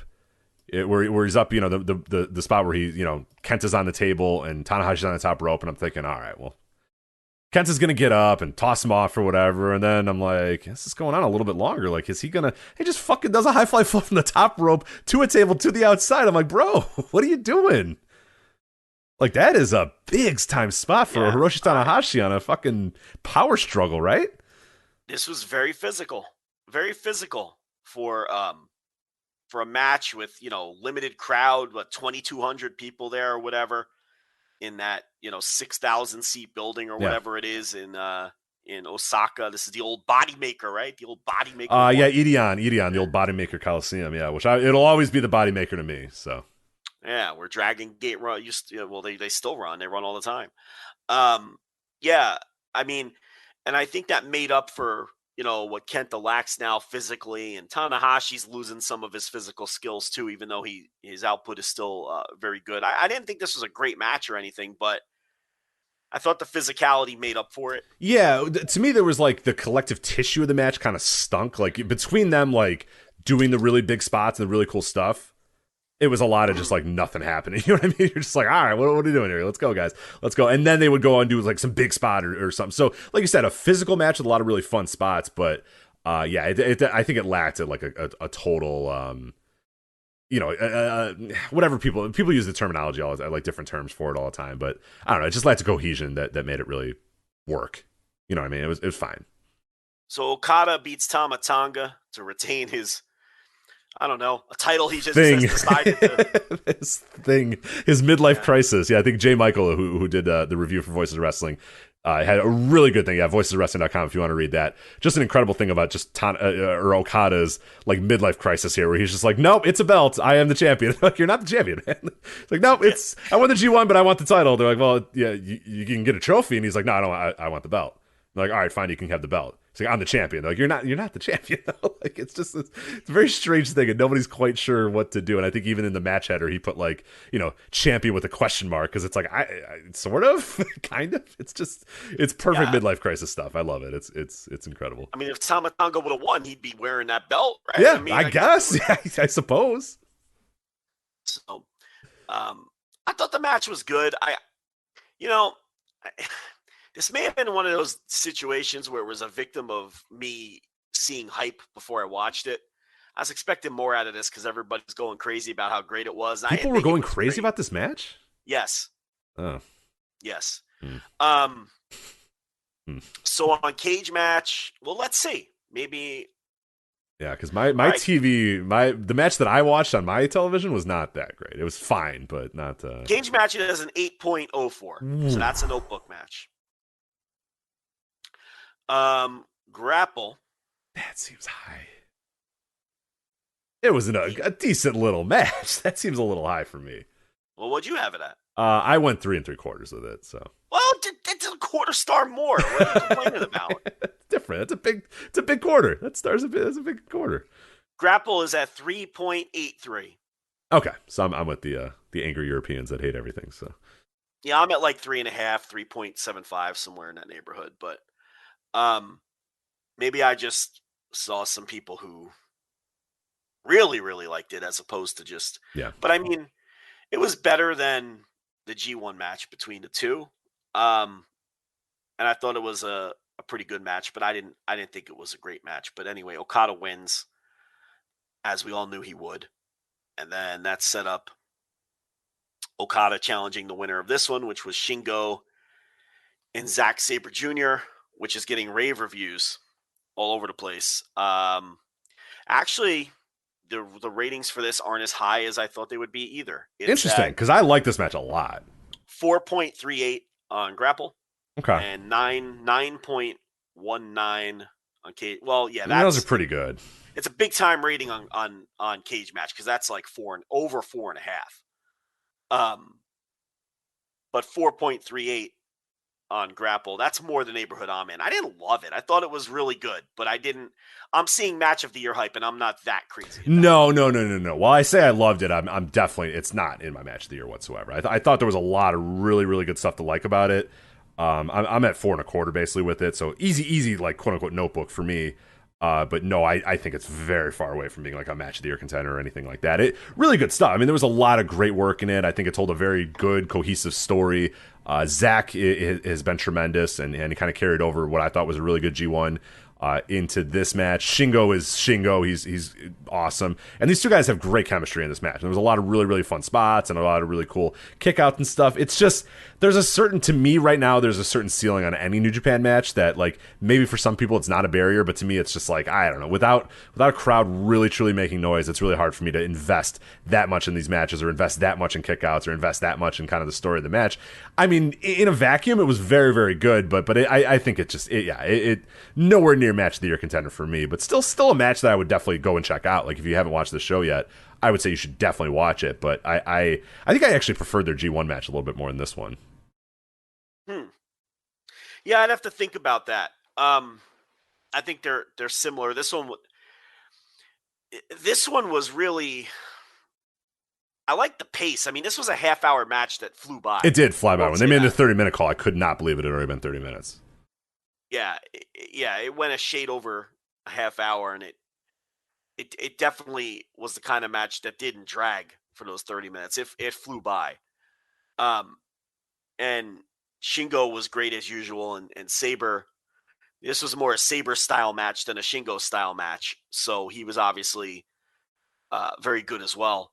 But Shingo gets by as you knew he would because, Sabre probably wasn't even going to be. I mean, it would have been Ibushi, right? I mean, Ibushi probably, you think Ibushi would have, had he not gotten hurt, I mean, he would have been the opponent, right? I think so. Yeah, I think so.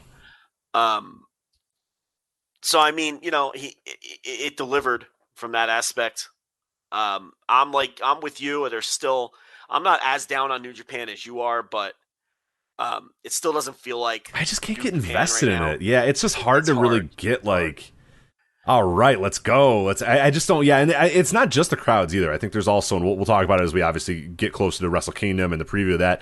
I'm just that invested in the title and the top picture, and it sucks because like I love Shingo. You know what I mean? He's one of my all-time favorite wrestlers. Okada, one of my all-time favorite wrestlers. I've been clamoring for a Zack Sabre Jr. push for a while. Will Ospreay, I love Will Ospreay. You know, like everybody that's in the mix, I love. The stories. I'm just not into the booking of New Japan right now, and they've done a lot to make me not care about what feels like something I should easily very much care about. But we'll see as we get into Wrestle Kingdom. And maybe it is just the crowds, but I also think the booking, the multiple titles, the confusion, the multi-day Wrestle Kingdoms, the G1 trophy. No, it's a title. No, now it's just, to me, I liked boring ass New Japan where you won the fucking G1, you got a trophy, and then you faced the champion at Wrestle Kingdom, and then whoever won the title then was the champion. You know what I mean? Like I kind of just like that.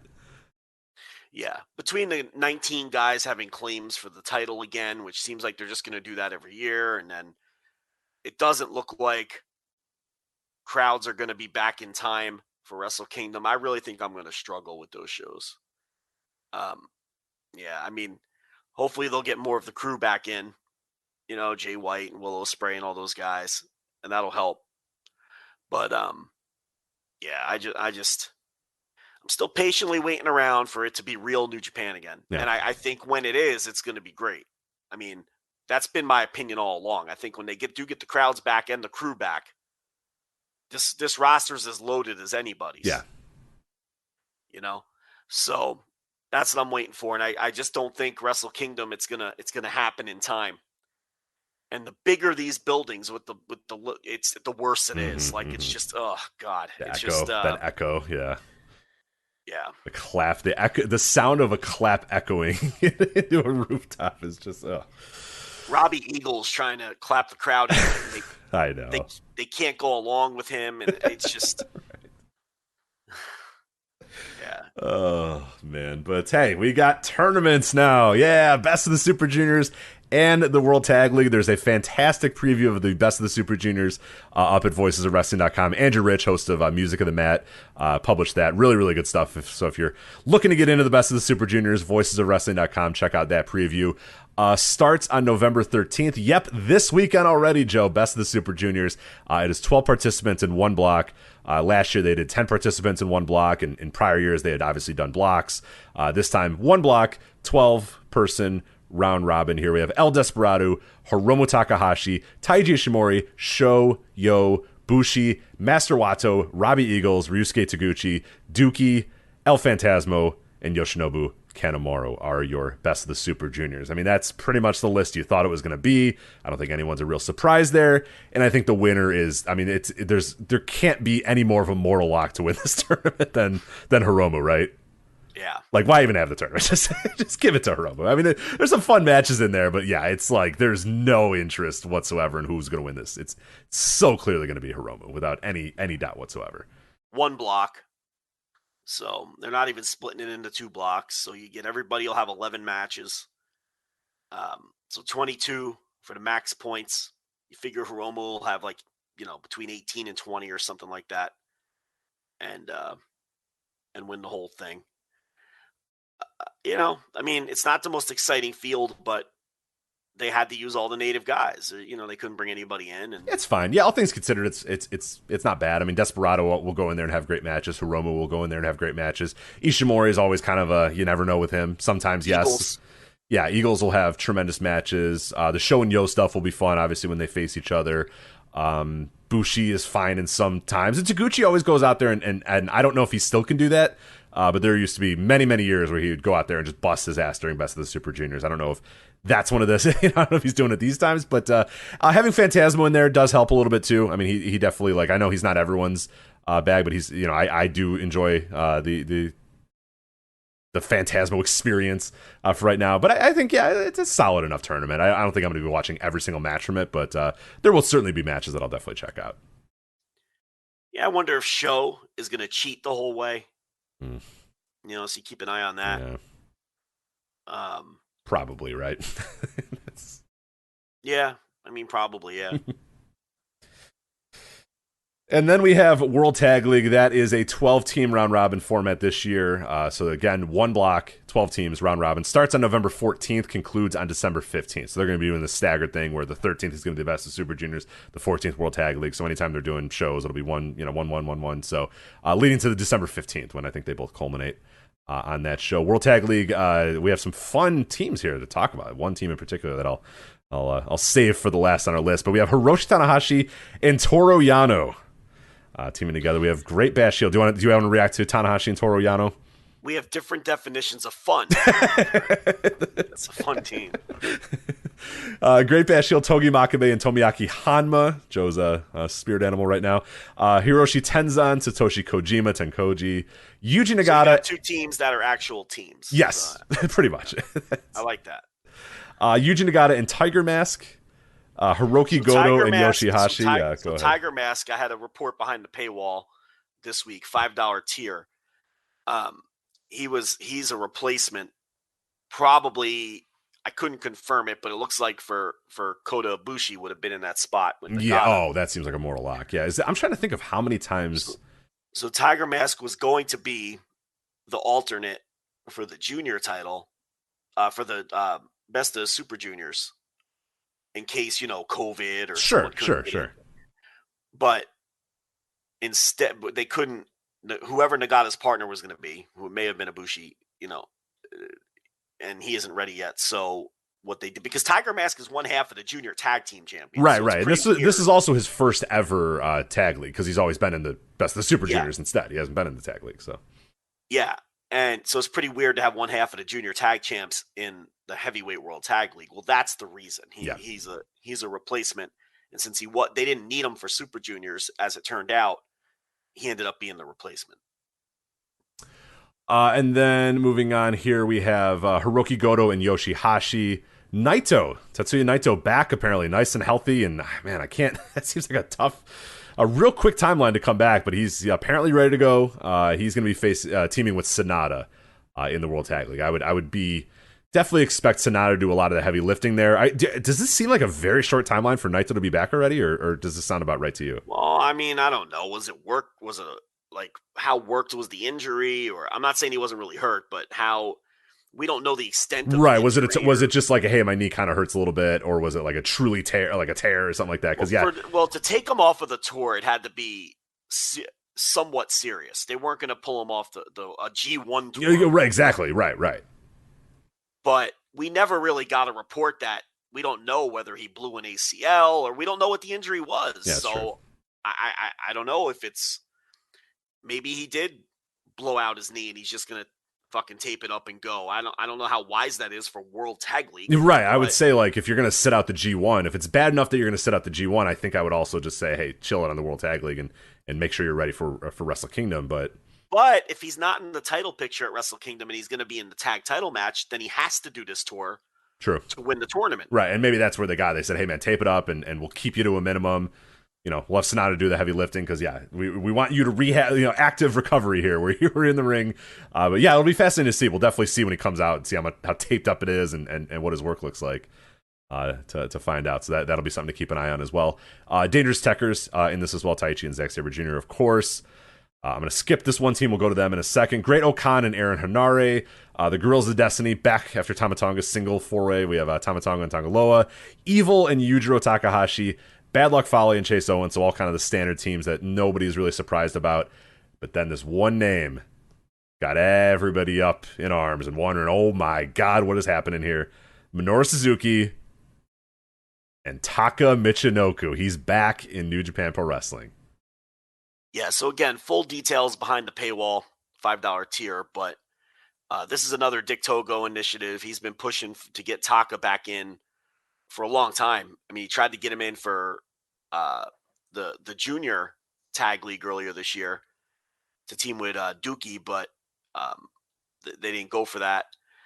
And the lobbying this time worked because they wanted to avoid using young lions or any kind of drastic outsiders for this thing. So because Taka at least has a tie-in with Suzuki Gun and everything, used to be in the stable and all that, Togo finally lobbied successfully to get him back in. So he'll team with Suzuki.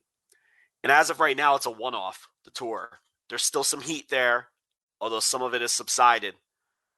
But it's a one-off. You could look at it as a trial run, though, because he has Togo in his corner, and Togo is continuing to gain influence in the office. So if Taka behaves himself and acquits himself well, it's possible you see more of him. But for now, it's a one-off. And I know a lot of people have asked, because it's Taka, the Just Tap Out crew, there's no plans to bring in any of the other JTO guys at this time. It's just Taka. It's just for this tour. But do I think he can prove himself here and maybe work his way back into everybody's good graces? Maybe. But I was also told that a lot of the crew aren't happy about him being brought back. So, we'll see how it goes. I mean, he's going to lose the fall every night. And the team is not going to do well. I mean, they're not going to win more than a couple of matches in this thing because he's probably the lowest ranked guy in this whole deal, right? Yeah, Tiger Mask, the only thing you would say Tiger Mask, but he's a champion, so he obviously is going to get protected at least a little bit. And then I guess you go to like a Chase Owens and a Yujiro or your next two guys. But yeah, I'd say Taka's probably below I think he's definitely below Chase Owens, and I would put him probably below Yujiro in this case too. Taka's the lowest ranked guy in this tournament. I mean, even when he was with the company, he was a pin eater. And now he's like technically an outsider. So they're not going to win many matches. They'll win one or two matches tops, and he's going to lose every fall. But I have more details on that, like I said, behind the paywall.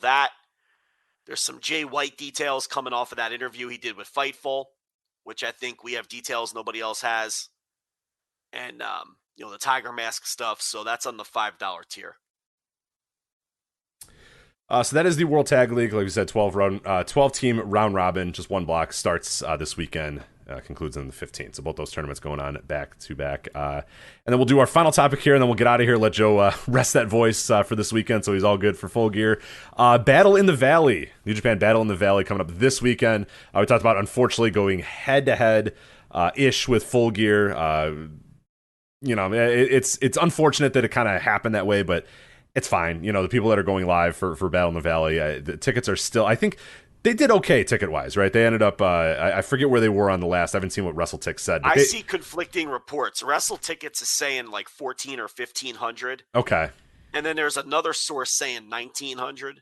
That's a big difference. I wonder which. It's a big difference, yeah. and I don't know where the difference lies, but I'm going to go with WrestleTickets because they seem to be very accurate. They've been solid as fuck, yeah, so far. With these sorts of things. So we're going to say they're at about 1,500 as we speak. Yeah, this is 7 hours ago. They said tickets, 1,402 tickets.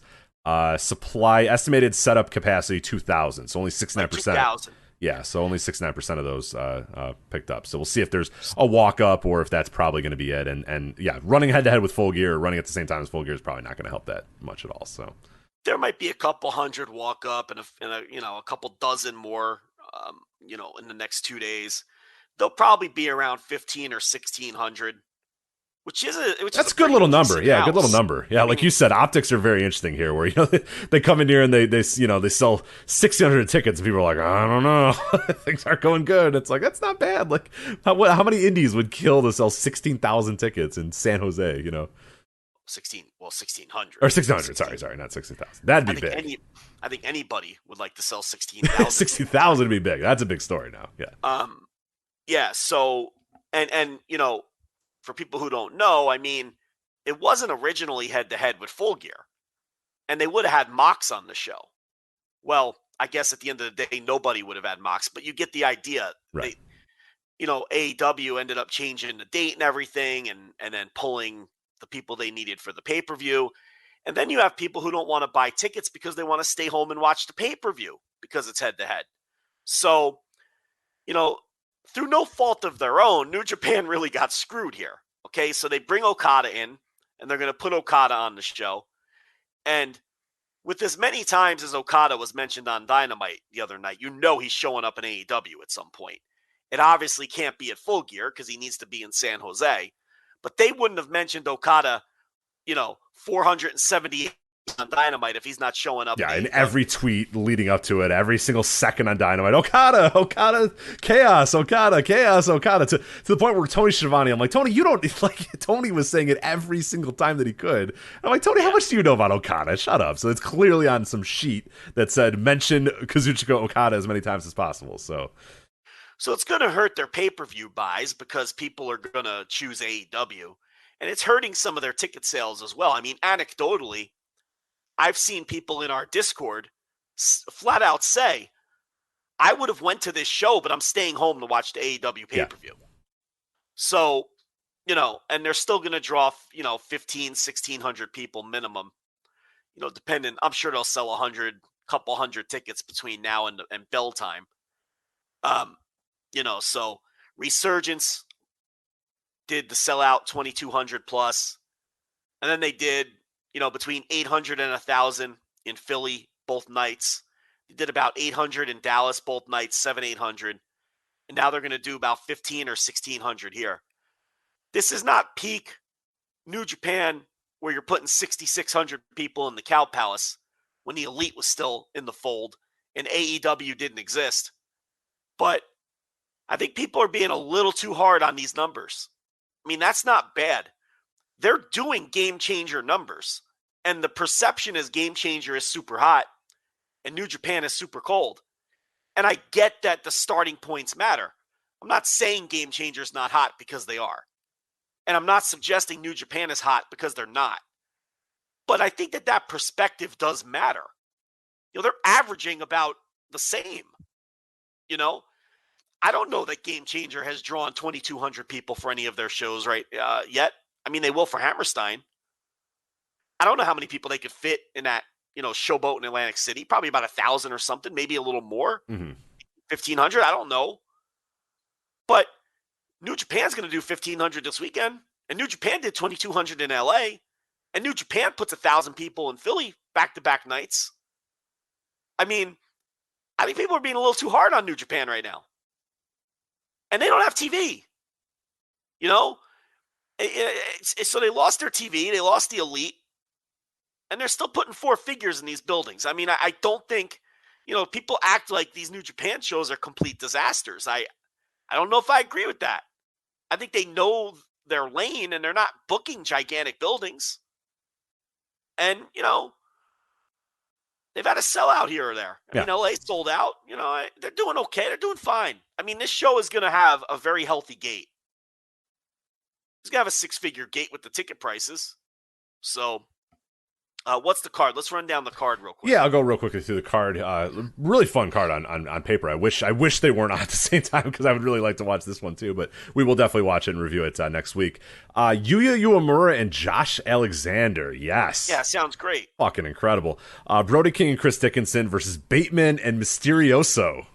Yeah, now the stray dog army of Bateman and Mysterioso. A lot of these matches, I mean, if you're keeping up with Strong, that helps. But, even if you're not, they're just going to go out there and wrestle. So if you're a wrestling fan, you can jump right in and watch a lot of this stuff anyway. Then we have Fred Rosser, David Finlay, Rocky Romero, Alex Coughlin, and Alex Zane versus Team Filthy, Tom Lawler, J.R. Kratos, Danny Limelight, Jarrell Nelson, Royce Isaacs. We talked about that. A big Fred Rosser, Team Filthy battle there, 10-man tag. Clark Connors and Carla Fredericks versus Jeff Cobb and TJP. Yeah, so United Empire, getting together on these shores. TJP, if people don't know, he's part of that now. Mm-hmm.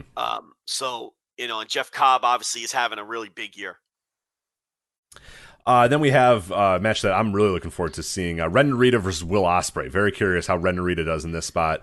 Curious how Will does as well, because obviously trying to, and they're really pumping up that character too, and they're really trying to get stuff going. And New Japan, in Japan is saying, hey, he's a paper champion. You got Okada here with his fake, so there's a lot that's going to come to a head here. So obviously Will Ospreay is going to win this and win this pretty definitively. But I'm super curious how Ren Narita, how he looks in this match. This is a big spot for him. So when Ren Narita was a young boy, Will Ospreay gave him a ton in Best of the Super Juniors, and they had a 4-star match when Narita was a young boy.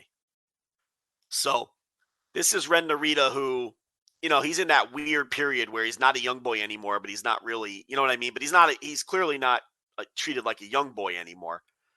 And Will Ospreay is always a very generous worker. Like he sold for the guy when he was a young boy. He'll sell for him now.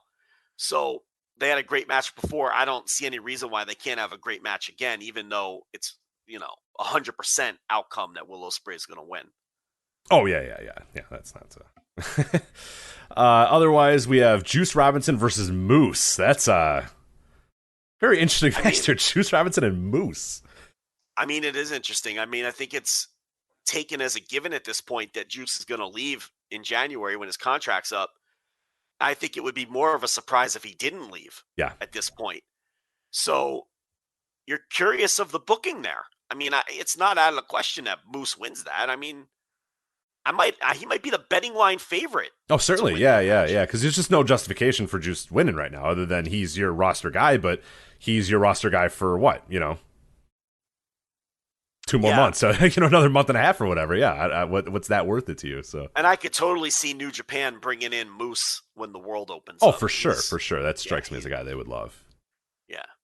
And he would love to be in there too, I think, probably as well. It'd definitely be pretty cool. So I'm interested in that one. Then, oh my God, Okada versus Buddy Matthews, the former Buddy Murphy, in front of a crowd that's going to be able to make noise. I am so excited for that match. Yeah, and that tells you, I mean, I think Buddy Matthews is in. I mean, great spot. They gave him the Okada match, and the perfect spot for him too.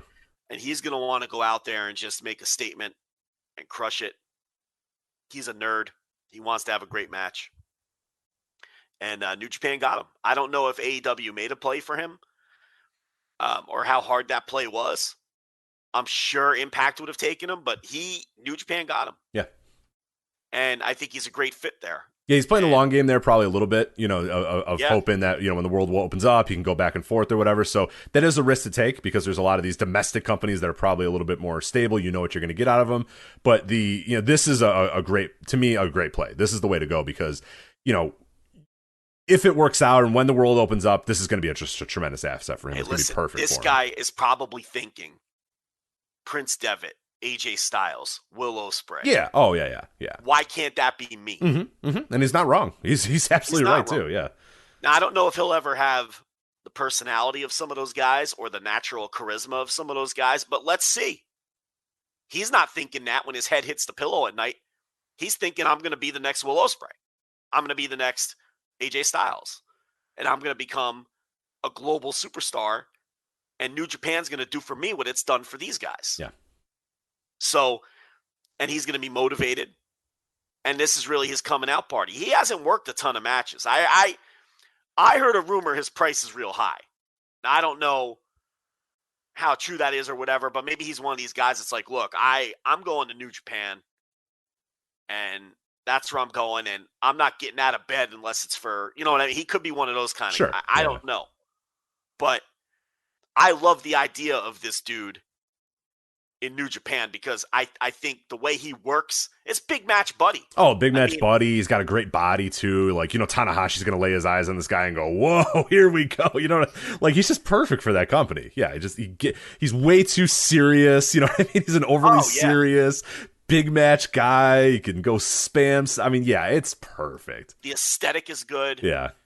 And people who don't know, because they weren't watching those B shows in those days, I mean, he picked up the name Big Match Buddy because he'd go out there on 205 Live or whatever the fuck every week and just crush it. I mean, matches that nobody was paying attention to but me and like 5 other people. But trust me, this guy can go.